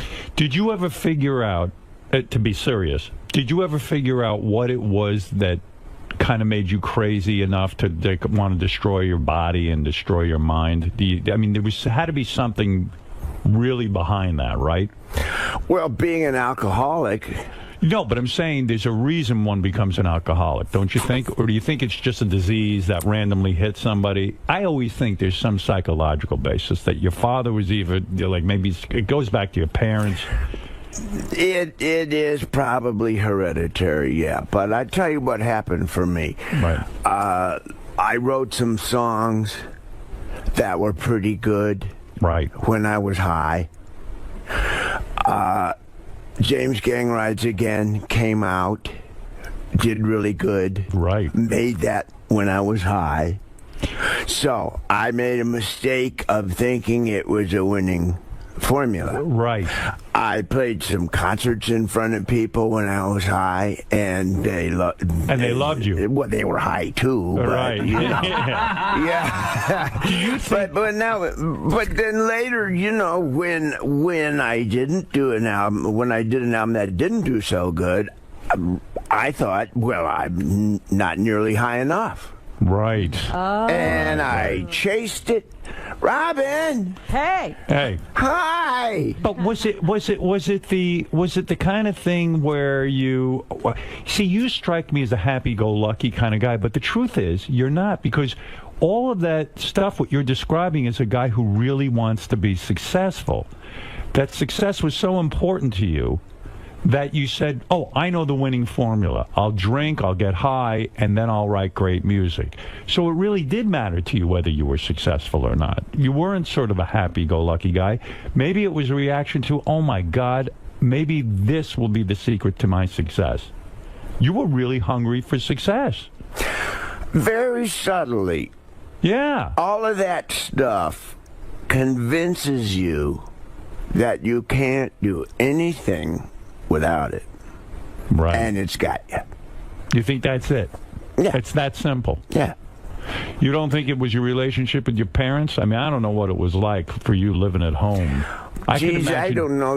Every case is different. If you grew up in an alcoholic family, chances are you're going to be alcoholic. Your mom and dad were alcoholics? There's always that at different times, yeah. Right. So when you see drinking as part of the family life, it doesn't seem like such a bad thing to be doing. When I grew up, it was the 50s, and we would have these family picnics, and everybody Everybody drank. Including you. My aunts drank, my uncles drank, my cousins drank. If you were an adult, adults drank. Right. That was just the norm when I was a kid.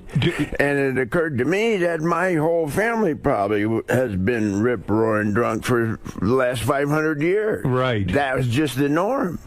How hard was it for you to get sober? Hardest thing I ever did. Yeah, and now you're happy, right? I hear reports on you because I care about you, and when I hear you're so happy now, I really do get happy for you because think about all your contemporaries. A lot of guys died who were even less fucked up. A lot of guys we know, aren't around anymore. Yeah, who you thinking about that didn't make it? I'm thinking 𝗦𝗵cie. Kennison. Right. And Keith Moon. And it's kind of sad, too, because if you get that second chance, if you live long enough and you kind of get sober, you go, oh, wow, you think about those guys. They were cut down in their prime. Yeah.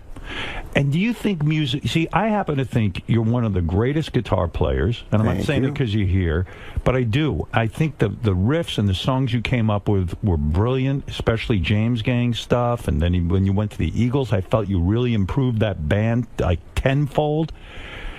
But yet, do you think... when it comes to, I don't know, the rock and roll intelligentsia, or whoever they are, but do you think, or critics, do you think, yeah, do you think you get criticized or you're not thought of right up there in the upper echelon because your past behavior, because you were so drunk and so outrageous? Do you think that your legend got kind of knocked down to a degree? Were you taken less seriously? I'm not really concerned with that. But you are. Because you're the guy who sat there and drank because you destroyed your own body because you thought that was the formula for success. So you do care about your place in history, right? Musically. Yeah, but I'm not done yet. No, I know you're not. But I'm saying, I don't, when I see the list in Rolling Stone of the top 10 guitarists in the world. Joe's not on it? Yeah, and I don't quite know why. You really are. Do you still practice your guitar every day? Yeah. It's that important to you? I try and play every day, yeah. Is it true you take guitar lessons to this day? That you still take guitar lessons? I'll sit down with somebody, yeah. I'll sit down with somebody and ask them how in the world do you play that, like Brad Paisley. Right. I'll sit down with him and say, hey, man. Why is that? Because you can't figure out how he did that? Well, probably, but it saved me 5 or 6 hours if I just ask him. But does anyone ever come to you and say, hey, Joe, teach me how to play? Teach me how to do that? Not really, but does that bother you? Bothers me. You're the guy who should be giving guitar lessons, not getting guitar lessons. Well, you know what I'm saying? Who does he think is the greatest? Who are your heroes musically? I've never asked you that. You were always too drunk. Couldn't get a straight answer out of you. Do you have musical heroes? No, I had heroes then. They were just different ones. Jim Beam. Yeah. Seriously, who are your heroes? Well, the guy that's the grandfather of us all is Les Paul. Right. Yeah. The guy who really invented the guitar, the electric guitar, right? The pickup and echo and multi-track recording. Did you get to know him? I knew Les, yeah. Yeah. Were you happy with the inventions and what he did to the guitar? Because you're a guy who in your new album you talk about analog, man. You can't stand all the new technology. It's kind of like I'm just a regular guy. I don't know from all this technology. Well, I'm not against it. I'm not an old analog fart who came out of the woods. Right. I don't think analog's better.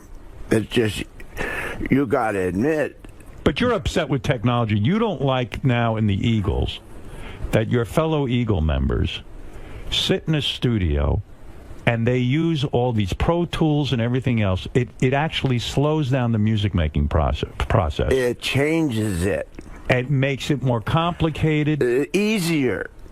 Here's two things it does, okay? Okay. One is you can fix anything.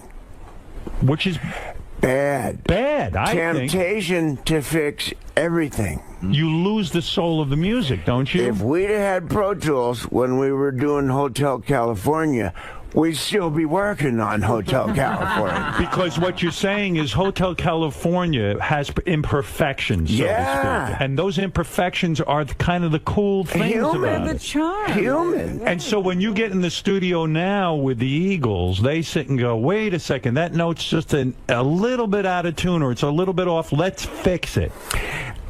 We've always been like that to some degree. Right. But the great temptation with Pro Tools is to go ahead and fix everything when you don't need to. Do you have enough of a voice in that band? I know you've got to sort of watch your P's and Q's with some of the band members, but do you have enough of a voice in that band to say, guys, stop. We're in a studio. What made us great, why Hotel California works, is because there are mistakes on it. It's not a perfect piece of music. Nothing is. Well, but it's real. I wouldn't single out the Eagles. You say they all do it. Everybody does it. But you are in the Eagles. It's a hazard of Pro Tools. It's a hazard of digital technology. There's one other thing I want to say. Yeah. The temptation with digital technology is to start with a drum machine. Right. That's virtual. Yes. And put that down. And then build up the track with virtual instruments, which are all in the computer, and build up the thing like a kit.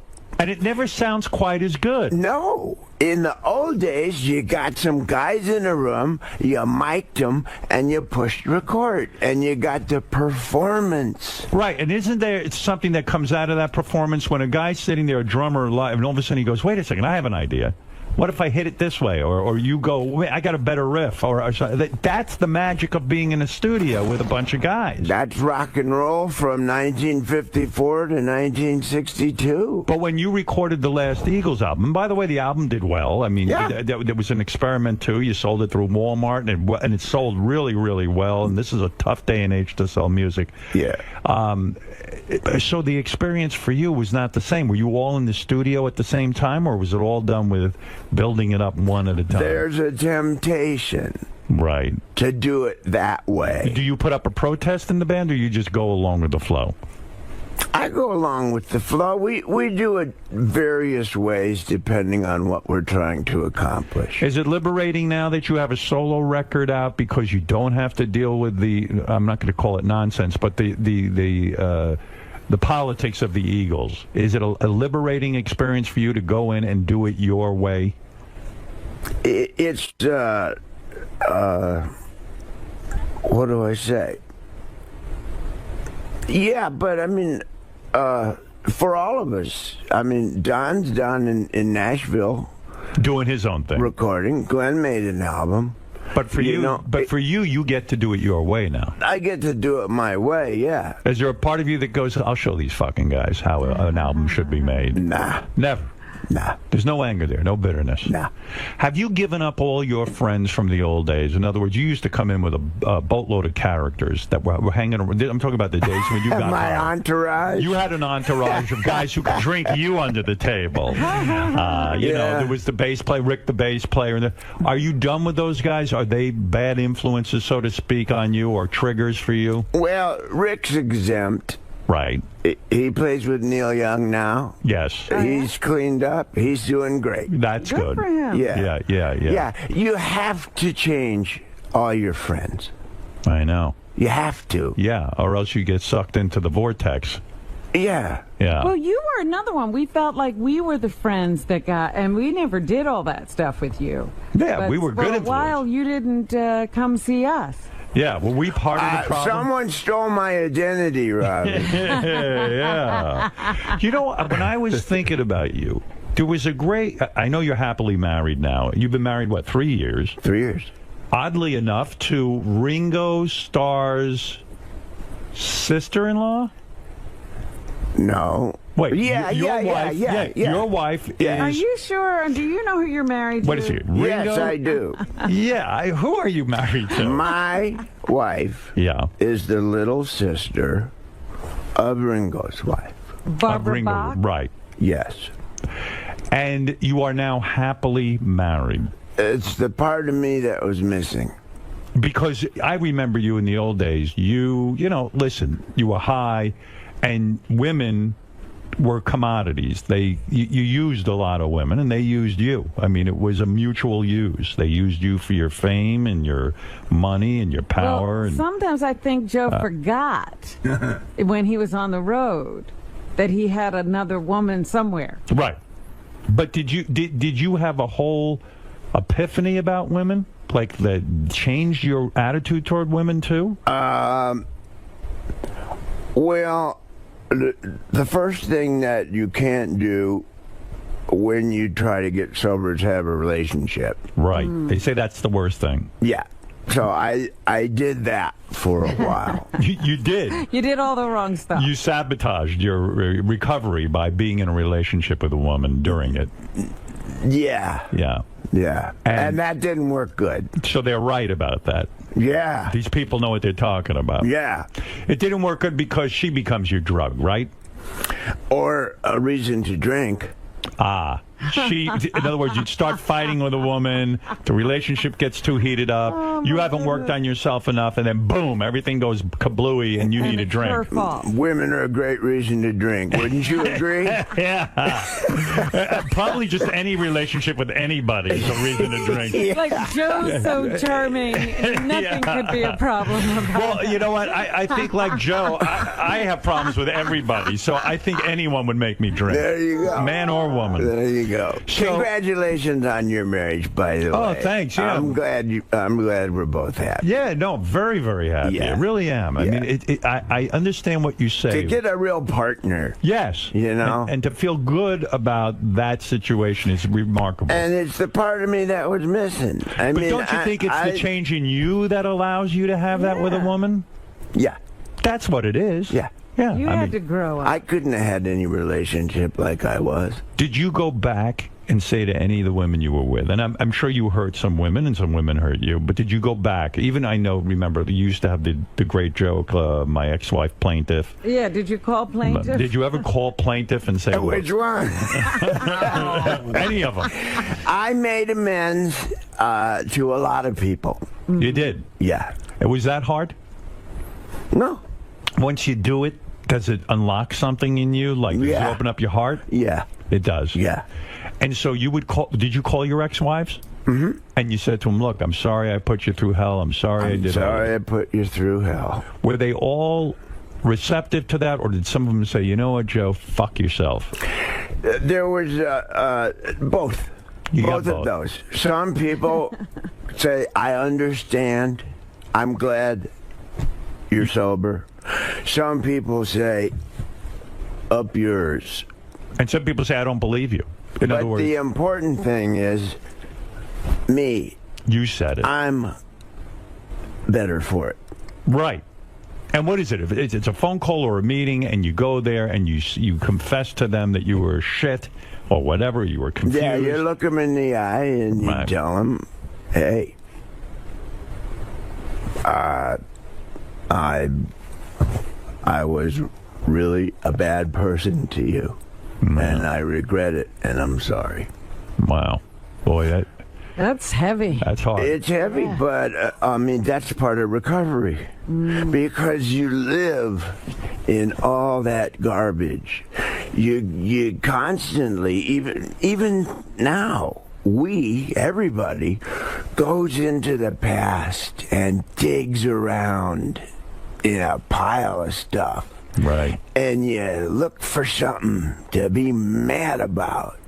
Right. You look for something to get in a bad mood about. And you attach an emotion to it. And then you're in a bad mood. And none of that exists. All that anger is in you. Yeah. If you clear that out by making amends, you stand a chance. Right. Well, it's a tough. I tell you what, that is not an easy assignment. Has he decided to have more children? No, you're not having more kids, are you? No, I have lots. Yeah, I remember. How many kids? I saw you, one of your daughters, on a TV show. Lucy. She's a very talented girl. Yeah. She wants to make it in the music business.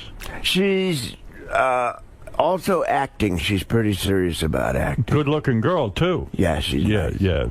And then I saw they got you on the show too. They schlepped you out. I was like, oh, poor Joe. Well, I showed up for her. Yeah, right. I know. I knew you didn't want to be there, man. I was just watching it. I go, oh my God. Me and Dee Snider. Yeah, you guys are all on there. We showed up for our kids. But I know what that show was. Yeah. I enjoyed the show. Yeah. But it was the kids of rock stars who show up, and they had a competition. Yeah. So, but you see these competition shows. That's not the way to really make it. I'm a judge on one of these shows. I know you are. How's that going? I love it. But I tell everyone. In fact, I don't know. You are. Well, you don't want to know something? In Vegas, I tell these guys. I don't know if they're going to show it. They don't show everything I say. But I said to them, you got to remember, a lot of hard work goes into it. When I saw them fucking off or doing something weird, I'd say, I know musicians. And these guys work their ass off. They might look happy-go-lucky, but how many hours did you spend in your life not only sitting alone in a room with the guitar, but also going out on the road and playing in front of people and learning that, even if you're playing in front of two people, life can really suck and it's not that easy. I mean, there's a lot of hard years. There's no quick fix, right? It's your 10,000 hours. Your 10,000 hours. And you put them in. Yeah.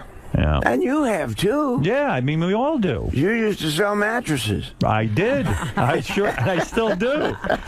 I was shocked to learn, though, in your life, one of the great romances was Stevie Nicks of Fleetwood Mac. And this was kept on the down low, even during your whacked out years. Yeah. How'd you do that? But she says you were the love of her life and probably still are.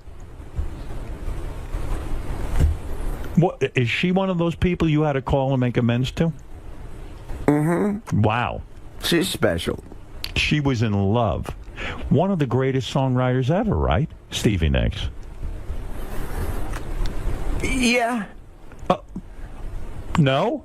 Well, am I wrong? I mean, songwriters, in the big picture, all of us from the 70s are memorable and notable, but I mean, the greatest songwriters are like guys from the 30s and 40s. And do you really believe that? You don't believe Jimi Hendrix was a great songwriter? Paul Simon? Yeah. Okay. You don't consider yourself a great songwriter? Well, I don't think it's fair to say one of the best ever to anybody. But what a powerful couple, Stevie Nicks and Joe Walsh. Stevie's very high on the list. Were you in love with her? Did they write together? I don't know. Did you guys ever write together? She helped me do the Confessor album. No kidding. She rode shotgun with me on that one and gave me some direction, and she's really good at the craft of songwriting. Which means what? Sitting down and really putting a pen to paper and actually trying to figure out the lick and all that? Left to my own devices, I will have 85 pieces of paper with a couple words on each. Right. And people like her and my wife Marjorie now help me get 85 words on one piece of paper. How do they help you do that? I mean, you're a songwriter. It's a creative process for you. How do they focus you to take all those 85 slips of paper and combine them into a song? Well, my wife is a closer. That's what she does. When I say it's the part of me that was missing, I got a little attention deficit. Right. But in the 50s, that wasn't diagnosed. You were just difficult. Right. But I got it. Yeah. You know, I Yeah. see that in one of my sons. I learned about it, and I had it screaming in the 50s. It's one of those things that affects you where you can't keep your mind on one thing. You can't complete tasks. I have a great idea, fantastic idea, and I get it started. And wait a minute, I have another idea. So there it sits. You know, I'm reading a book about this. It's called Get Things Done. Yeah. Do you ever read this book? No. I just started reading it. I just learned about it. Yeah, so I have great ideas lying all over the place. And what do you do? Do you speak into a little tape recorder? And how does the songwriting process go for Joe Walsh personally? Would you be fucking around with your guitar? You start to, you know, pick at a few notes and go, that's cool? Or do you hear the song in your head first? You once told me years ago you always have a song in your head. Yeah. Yeah. But how do you get it out physically? Because don't you go, oh, my God, this is good. I don't want to lose this. What do you do? What's the first thing you do? So you don't forget it. Well, you can carry around a little recorder. Do you do that? And put ideas down. When I remember to, yeah. Because you need a giant inbox, so to speak. But by that I mean you need a place that whenever you get an idea, you just put it in there so you don't have to sit and worry.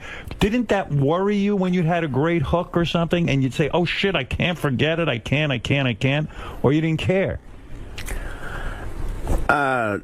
It depends.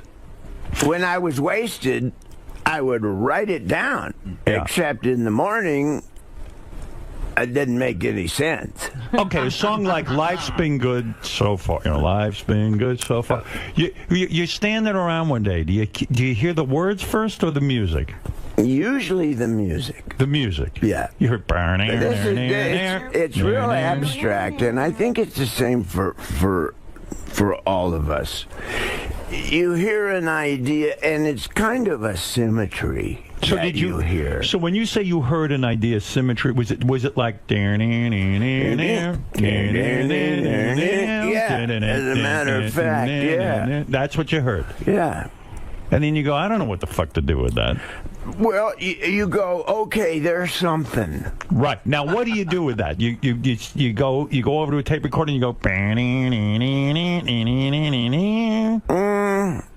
I kind of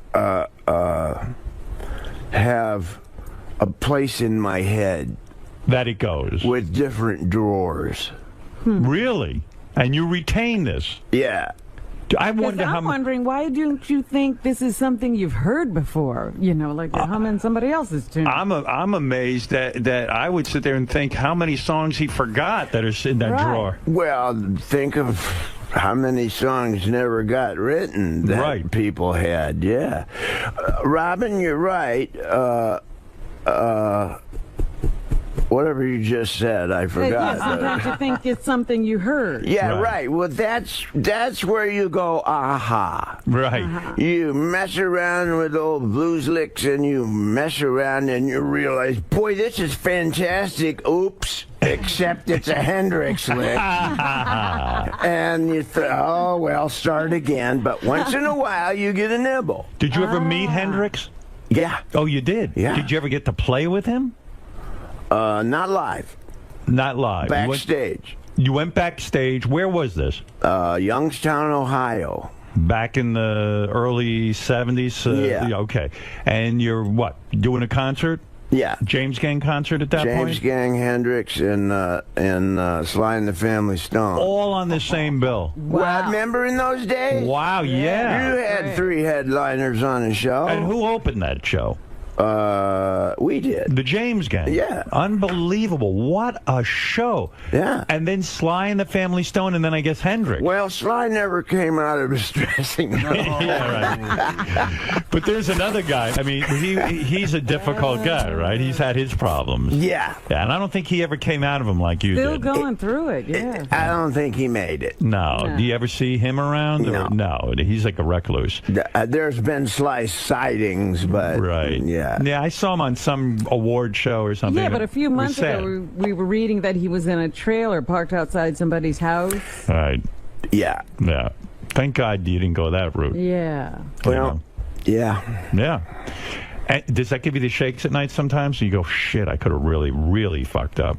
Oh, yeah. Yeah. I am so grateful to be alive and sober. So Hendrix is backstage. And what happened? He's backstage. We're in a like dressing room, which is like where a hockey team changes or something. You know, not glamorous. That, so yeah, right. and he's there, and I finish, and we finish, and we're in the same dressing room. So he's sitting playing his guitar, and I come in with mine. Right. And you have a jam session, so to speak. A little bit. Yeah. I showed him my guitar, and he showed me his. Do you get intimidated by a guy like that? Nah, he was a wonderful guy. Of course, I'm intimidated. By his talent, I mean. By him. He had an aura. I mean, he had feathers on. I mean, it was terrifying. Well, you talk about that. I read that Clapton and a bunch of other guys at the time who were considered top guitarists all went to see Jimi Hendrix when he first came on the scene. They went to a club and they all looked at each other and they went, shit, we don't even really play the guitar. What the hell are we doing? What are we doing? That was the famous story. Generally thought by the community. Yeah, what the hell are we doing? Did you feel that way? Yeah, you did when you played with. When you played with him, did he say, "Oh wow, Joe, maybe we should get together in a studio and do something together," or never got that far? No, never got that far. But he showed me his guitar, and I paid attention to how the heavy strings, light strings, right. How high are the strings? What's the action? Because he was a tough one, because he was left-handed. Right. So everything was backwards. That's why he sounded like that. None of us right-handed guitar players could do what he was doing. Was he playing a lefty guitar? No. He was playing a right-handed guitar upside with his down. Upside down. Oh, wow. That's why he sounded like that. Are you and that's kidding? why we couldn't crack the code. Oh my God, that's fascinating. Yeah, that's why we were all hitting ourselves in the head. But that's why you're a great guitar player, because you're a student. You sit there. Those are the guitar lessons you talk about. Yeah. Sitting with Jimi Hendrix, it's a master class. Yeah. Wow. Even if it's 3 or 4 minutes. Right. And I had a Les Paul, and he looked at that, and he was really, really nice, and just a good guy. Isn't it weird too? Because Hendrix is, of course, remembered for his music, but also for the excesses, like the drug taking, fucking chicks, getting plaster cast on his dick. It takes away from his legend in a way. It really does. That's the way it was back then. That's all I can say. Yeah. You could get away with a lot of stuff back then that you can't now. Right. You probably noticed. Yeah, oh yeah. It's a whole different universe, isn't it? Yeah. And Joe, where do you think rock and roll is going? Speaking of back then and today, there's not rock radio stations. Boy, Robin, that's a good one, Is rock dead? Yeah, I think so, pretty much. It's pretty dead because there's not a lot of rock and roll radio stations. And we were talking about this on the show the other day. We were talking about that it's almost like, I think Robin said it, that rock and roll is going to be like jazz in a way. Yeah. It's going to be just this art form that existed and was big, and then some guys will still play it, but it's not going to have. It's dead, but it's not dead, but it's not number one. Country's number one. But I never thought I'd see the day that, rock and roll was such a part of my life. Howard, think of it. That's what Analog Man is all about. Right. The new album. The digital technology is nice, but along with it is this virtual world that we all go in more and more. Yeah. And it doesn't exist.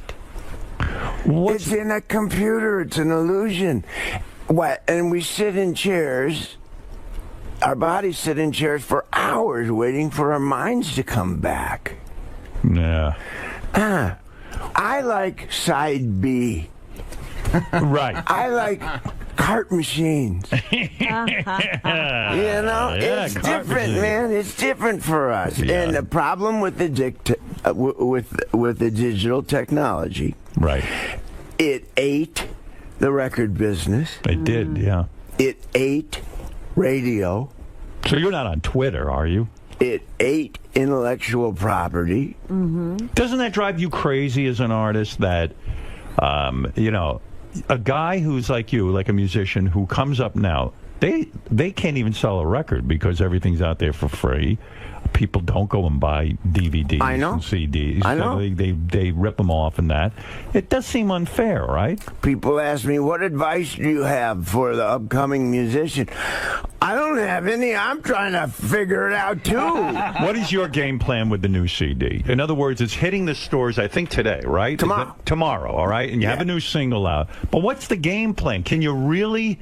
Well, I guess you could go around the country and play these songs. It's almost like starting over.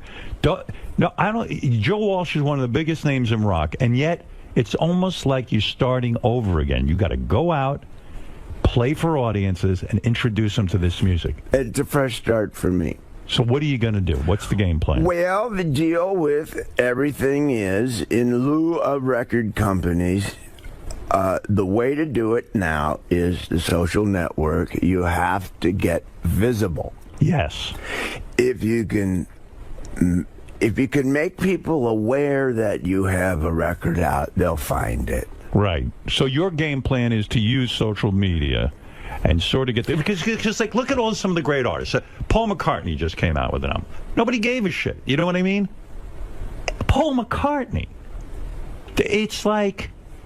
It's like everyone has an even playing field now. There's nowhere to go. There's nowhere to bank on your name. It's just that you know, I feel great for guys like you who have an audience already, and you can go out and do a James Gang tour, or you could go do a Joe Walsh tour, or you could do an Eagles tour. So you're fine. Nothing's going to bother you. But when you put out new music like you just have, that's the conundrum. That's the thing that you can't figure out.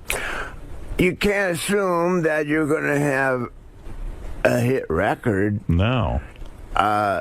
What's platinum now? 50,000 copies. That's right. Go make a living doing that. Woo! Right. How many records how many records between the Eagles and the James Gang have you sold? And Joe Walsh solo stuff? I don't know. You never counted it up? I lost count after about 85,000. I was counting them on my fingers. You mean you really don't know, Joe? Isn't that an impressive number to know for yourself and look back and say, you know what, I can reflect on that number? Probably, but in that category, I'm not really that big of a fish.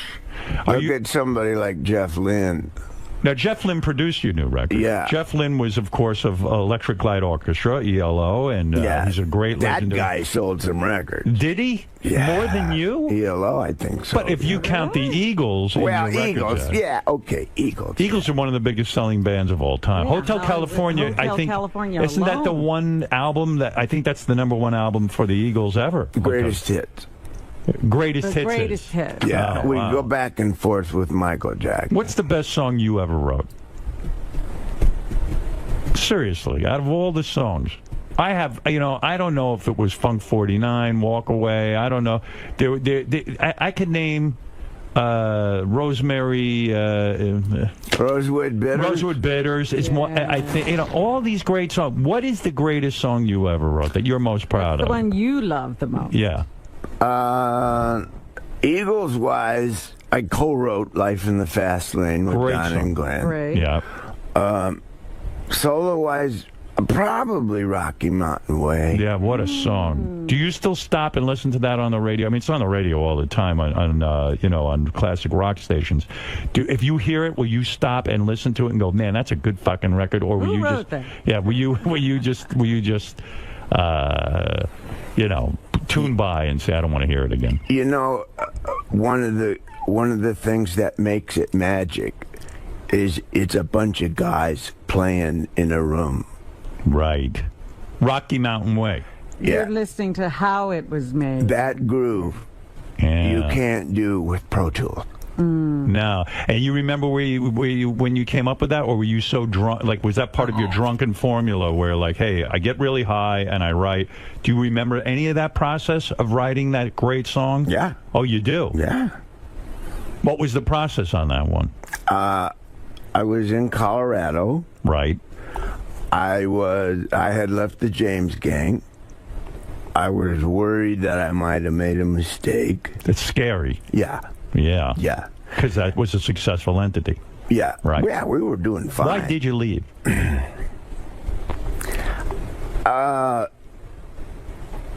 Three-piece band. I just got saturated with playing really loud and being like a kick-ass guitar guy.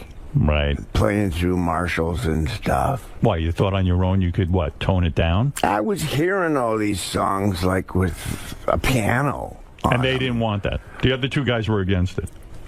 Kinda. And also your audience demanded you be a certain sound. So Yeah. if you went to a piano, you were afraid the audience would reject. So you just said, fuck it, I'll leave the whole thing. Yeah. Did those guys want to kill you for breaking up something successful? No. Did you call to apologize to them when you got sober? I didn't have to really apologize. I apologized when I quit. I just said, guys, I can't do this. I'm a musician, too. Yeah. Yeah. And I gotta go have a look at that. And so so you were scared, you were in Colorado. I'm in Colorado, okay, and I have an album done, which was the Barnstorm album, the first solo album I did. And I'm mowing the lawn. And you were mowing the lawn? I was mowing the lawn, yeah. Rock stars mow lawns? I didn't have any words for Rocky Mountain Way, but we had the track done. Right. And I'm just dead in the water about this song. What is it about? You mean you just hear music? There's no vocal. There's no tune, really, except that. If there were words, I hear where they go. But you don't have the actual words. I don't know what they are. So how do they come to you? Well, I'm on the lawn. I look up, and there's the front range of the Rocky Mountains with snow on them in the summer. Right. And it knocked me back because it was just beautiful. And I thought, well, I have committed. I'm in Colorado. It's too late to regret the James Gang. The Rocky Mountain Way is better than the way I had because the music was better. And I got the word bam. And he's telling us this, tells us that, changes it every day. That's about the James Gang's manager. Right. We don't need the ladies crying because the story's sad. That's giving up the regret of leaving the James Gang. And I got all those words all at once, and I ran into the house to write the words down. And the lawnmower kept going over into the neighbor's yard and ate the garden. It was an expensive song to write, but... Oh, I got the chills when you tell me that. Yeah, that's incredible. I get the chills because that's such a fucking cool process. I wish I had that ability. Yeah, that is amazing. Do you have trouble with your neighbors? You had a problem where some neighbor was like stalking you or something, or you had to go to court with the guy, or there was something, he came over with oh, yeah, that guy. What happened there? He finds pieces of property and builds houses on them. Right. And they shouldn't really have houses on them. Right. But he has friends at City Hall. Oh. And,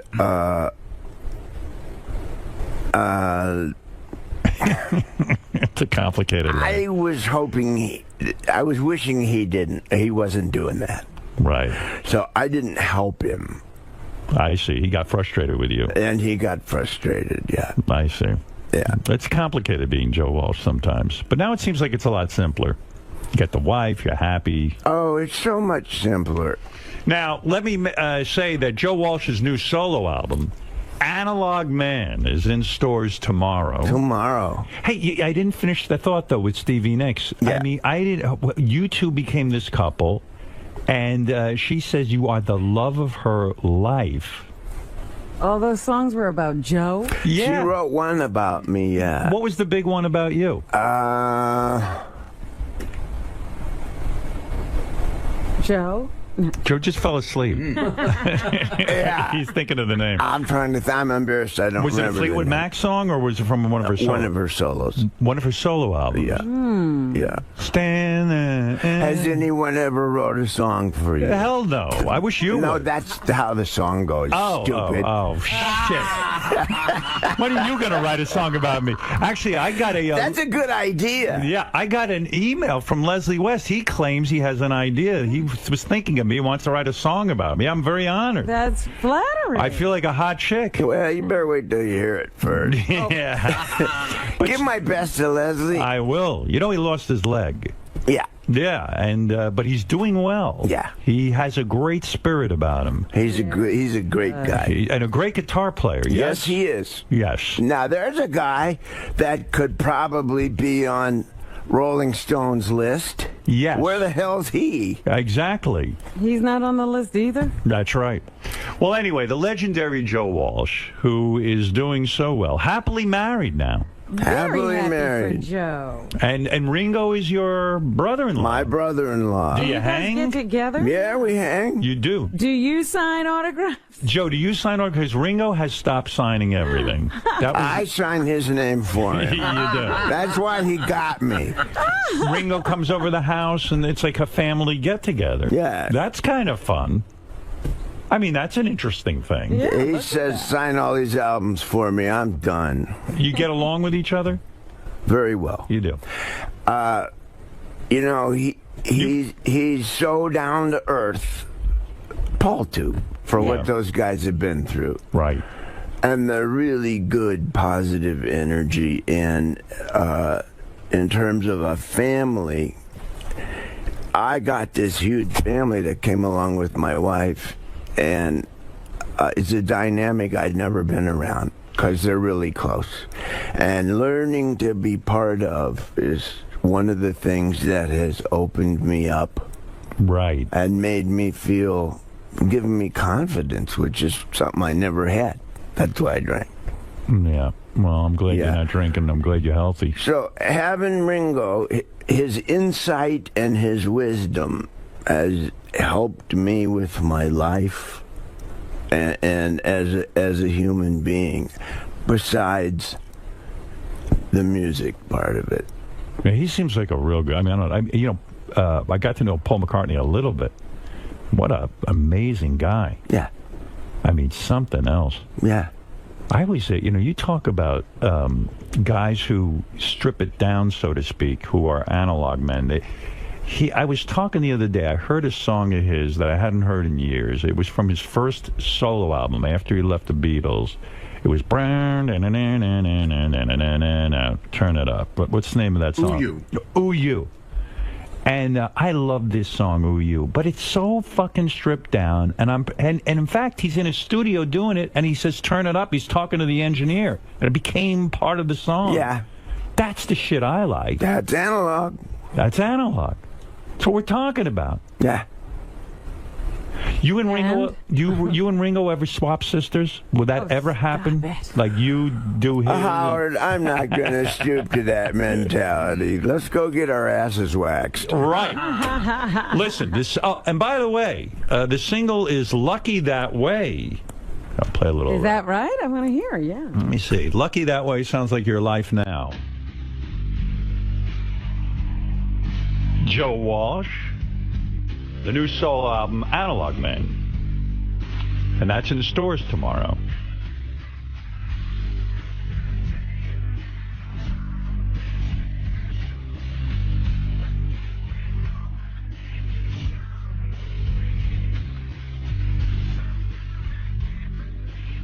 Why do you always do that? In a lot of your songs, when you're singing about yourself, you say, I'm not that special. I'm like, you know. But you may know me. Even like in Life's Been Good, you're like, yeah, my fans love me, but I'm not that great an artist. Why do you put yourself down in your own songs? Well, I could either explain it or you could listen to the song.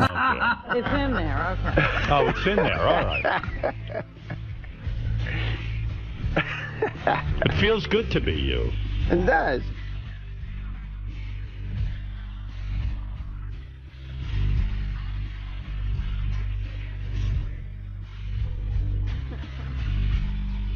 Listen to the chorus. I am. Oh, yeah, but here comes the chorus. When you wrote you had a Maserati, did you really have the Maserati? It would be logical. But do you really have the palm trees in the swimming pool now? Yeah. You do? Yeah. Here we go.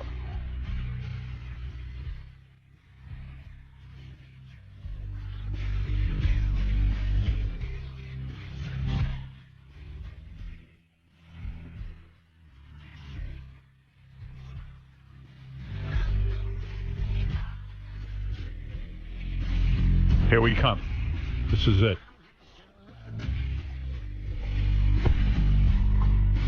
There you go. I'm just lucky that way. Yeah. What is it, Gary?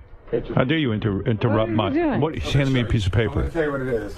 Oh, here. Oh. That's a song that Stevie wrote for Joe. God, she must have loved you. What Let's was see. the song? The song is called Has Anyone Ever Written Anything For You, as Joe said. And I thought he was talking to me. Listen to this lyric. You know I'd rather be alone than be without you, don't you know? She'd rather be alone than be without you. What the fuck did you do to this girl? You must He's just lucky that way. You must have banged her silly. Were you in love with her? As a sister. Really? God, she was. I mean, I imagine this was the 70s, right? I mean, she's like a soulmate, you know. You still talk to her? Once in a while. This was like in the 70s, right? I mean, was there a more beautiful, physically beautiful woman than Stevie Nicks and all that talent? I mean, you would think that's the whole package. I mean, that would be my fantasy. Were you not into her? No, I was, Robin. That didn't come out right. All I'm saying is that we were seeking refuge, kind of, in each other's presence. Because you both were into drugs at that point? Kind of, yeah, there was that part of it, but we were on the road, we had careers, we were both lonely. Why did you never marry her? Did the thought cross your mind at one point? No. And you never thought that way even in terms of like a powerful couple? Like, oh my God, there's two incredibly powerful people in rock and roll. Or maybe that would have been too much. Well, the relationship came and ran its course, as rock and roll relationships do. Does it get competitive? Like, do you sit there and she was in Fleetwood Mac at that point, I guess? No, she wasn't. Oh, she wasn't. No. She was a solo, or she was in Buckingham Nicks. Yeah. And does it get competitive? Is that the problem? Like, you could never really marry another singer-songwriter because the two of you sit there and drive each other nuts with that stuff, career? What made it possible was that we toured together. Right. So when you toured together, and we spent all that time together. But you were not monogamous with her, so she probably got jealous too. Because knowing you back in those days, you were not going to be limited to one woman. True? You weren't going to be limited to one drink and not one woman. You were an addict. We were both monogamous for that summer. That's a pretty long time. Yeah. So you A felt whole something season. for her. Well, yeah, in rock and roll, that's 10 years. That's a long time. That's a long time. When we stopped touring, we drifted apart. I had to. Yeah. Yeah. I had to. Look at you. What a life. But do you think you could have been with somebody as powerful and talented as Stevie? No, I don't think either of us could have committed to a lasting relationship in in the state that we were in. You surprised Steven Tyler's a judge on American Idol? Seriously, I mean, Steven Tyler's one of the great songwriter, great rock and roll stars. I don't exactly know why he's doing that. I had heard that it was for the money. That literally he had gone through so much money that it was like a $10 million payday. That makes sense. Yeah. You held on to a lot of your money, even though all the marriages and getting high and everything. How did you manage to hold on to your money? I know you're worth $164 million. You know that? I do. Who'd you hear that from? Your accountant told me. He's still got $164 million on his own. No one told me, but I read it on the internet that you were worth around $164 million. And that makes sense to me, between the Eagles and all the music, and royalties and touring. But you could have lost it all, right? I did. You lost every dime you had? Pretty much. When was that? When I went into recovery. No kidding. And then, in 1994, the Eagles decided to go back to work. Mm-hmm. And so I had a clean start. And they came to you and said, Joe, we're putting you in the band, but you got to get clean, right? We can't do it without you. And we can't do it unless you're sober. Don and Glenn said that to me. They saved your life. It was an intervention. And they were real brothers when they did that. That's right. Because that's what I needed. It motivated you. You were broke? So you are not worth $164 million. No, I'm not. Right. Because you got to get back. You know, that's a lot of money. Does that bother you? Does that bother you at all that you pissed away a lot of money? Not the money, the time.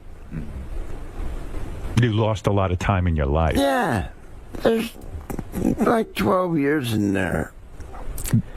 I wish I had back. Right. Right. You know? Yeah.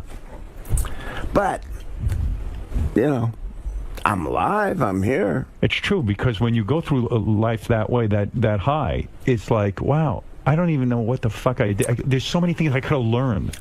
Based on all accounts, I had a great time. But you don't remember. I probably remember more. Yeah, you know more than I do. I remember doing a TV show, and I wanted you to be a guest, Howard, and you what are you slept through it. asking when I'm me all these questions? You know more than me. I know, that's so true. All right, listen, Joe Walsh, it's exciting. New music from Joe. Analog Man is in stores tomorrow. Hi, Marjorie, I love you. Marjorie, I love you too, baby. And Robin, I love you too. I love you, Joe. Hope you're feeling better. JoeWalsh.com is where you can go to get all your Joe information. And Joe, anytime you come and see us, you know I like it. Next time, come back with a full album only about me. America's Sweetheart. I'm going to call Leslie. Call Leslie. I think we could write a good song about you. I think it's time you two teamed up and wrote a song about that. Me. Would be good. I don't need you to make amends or anything like that with me. I'm fine with you. Well, after we write the song, we may need to. Yeah. The great and legendary Joe Walsh. Thanks, Joe. Joe. That was so cool. Yeah. What elements would a song about Howard Stern have to contain? If you were gonna get together with Leslie and write a song, what does a Howard Stern themed song sound like? Funky. Yeah. Kind of funky, kind of Ramones. Little funk, a little punk. Yeah, yeah, funky punk or punky funk. Something like that. Words.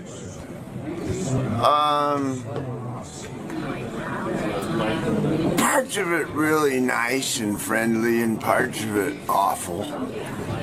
You know, like Howard. Reflects his personality. Yeah. Yeah. I'm going to talk to Leslie West, and I'll get back to you with more of it. Cool. I think that would be a great song to hear. Now, we got to think of stuff that rhymes with Stern. Burn. That's your homework assignment. Burn is my first word there. Yeah. He's got a fire inside him. Yeah. What rhymes with Stern? Well, no, I'm not going to go there. Great to be back. Joe, it's great seeing you. One quick thing I was going to ask you. You guys seem very like-minded when you talk about, digital technology and the virtual world and its influence on music. Do you think Howard's an analog man in spirit? The way he approaches his show and the love of the performance and some of the errors that come along with it? Howard wouldn't be Howard without all those analog years of being on the radio and, like I say, cart machines and stuff. Howard very good and belongs in the digital age. I know about it too, but Howard wouldn't be Howard without all those years of knowledge and insight of the analog days.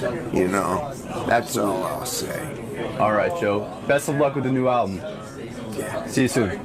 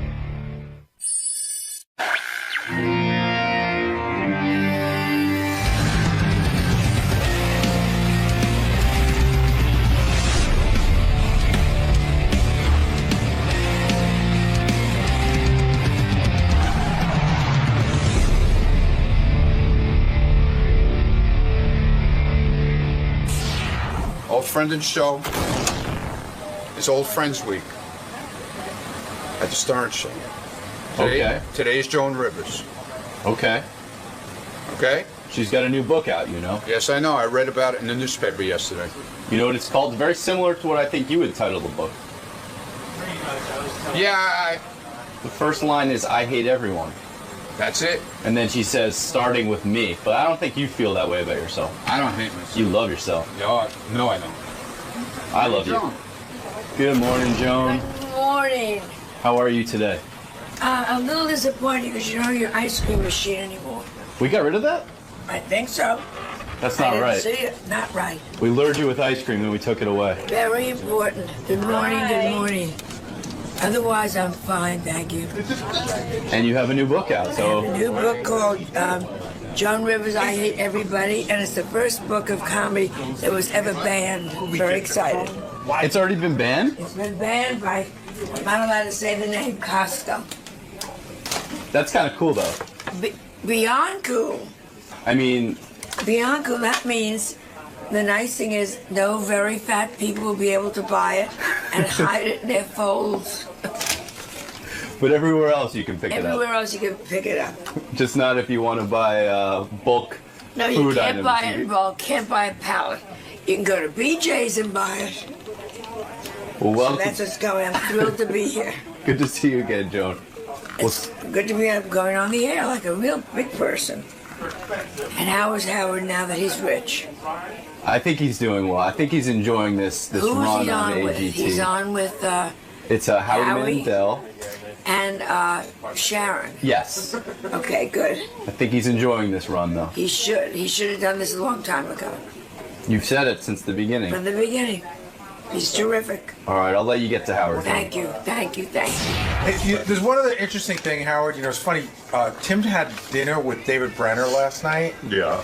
And, you know, David Brenner's like trying to figure out, you know, how to reinvent himself and everything. But the question is like, Joan has sort of managed to remain iconic. And I know it's because she's funny. But there's a lot. Maybe it's because Joan just never stops. Maybe that's why. But she certainly put herself in a place. Well, she's also, like, she's willing to say shit that, like, David Brenner won't. I guess, yeah, I guess that's what like it is. She's outrageous. Look, I gotta tell you, I just filled her in on Robin in very broad strokes because she didn't know anything. And she's already got, she cracked like 3 jokes in there that made me laugh my ass off. Oh, no. No, they're not bad. They're just stupid. But they're nothing that will insult. Robin will laugh at them. And I would tell them to you, but I want you to laugh at them. Okay. Hey, Joan Rivers is here. Joan Rivers just came out with yet another new book, I Hate Everyone, Starting With Me. It's in stores today. A living legend. Now, is she calling herself a living legend now? I'm calling her a living legend. She's an icon, don't you think? I didn't know if that was in the copy or if you said that yourself. No, I'm calling her a living legend. I'm calling right. Joan a living legend. I certainly think so. What? Thank you. You refuse to do the show without Robin? I don't do the show unless Robin is sitting there. Robin's gotten so lazy with this show that she does it from home now. That bitch has lost so much weight. That's right. You can't find me. I love you on the thing with Howie Mandel and Sharon. America's Got Talent. Oh, well, you know the name. I don't have to learn it. Yeah, why do you need to learn that? Why do you need to be bothered? I enjoy doing it, I believe it or You not. look like you enjoy doing I'm it. having a lot of fun with it. Yeah, yeah. And I said, what is left to do in my career except shock everyone with doing a family show? Yeah.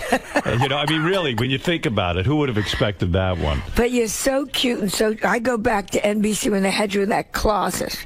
Yeah. Remember that? Right. Yeah, long way. You should have done this a long time ago. It's funny. Gary was just in here. We were talking about you behind your back, and I said, and he said, we know we have had so many comics on our show over the years, and we were just naming all the people who kind of have disappeared in terms of their careers. And Gary goes, don't you think it's amazing that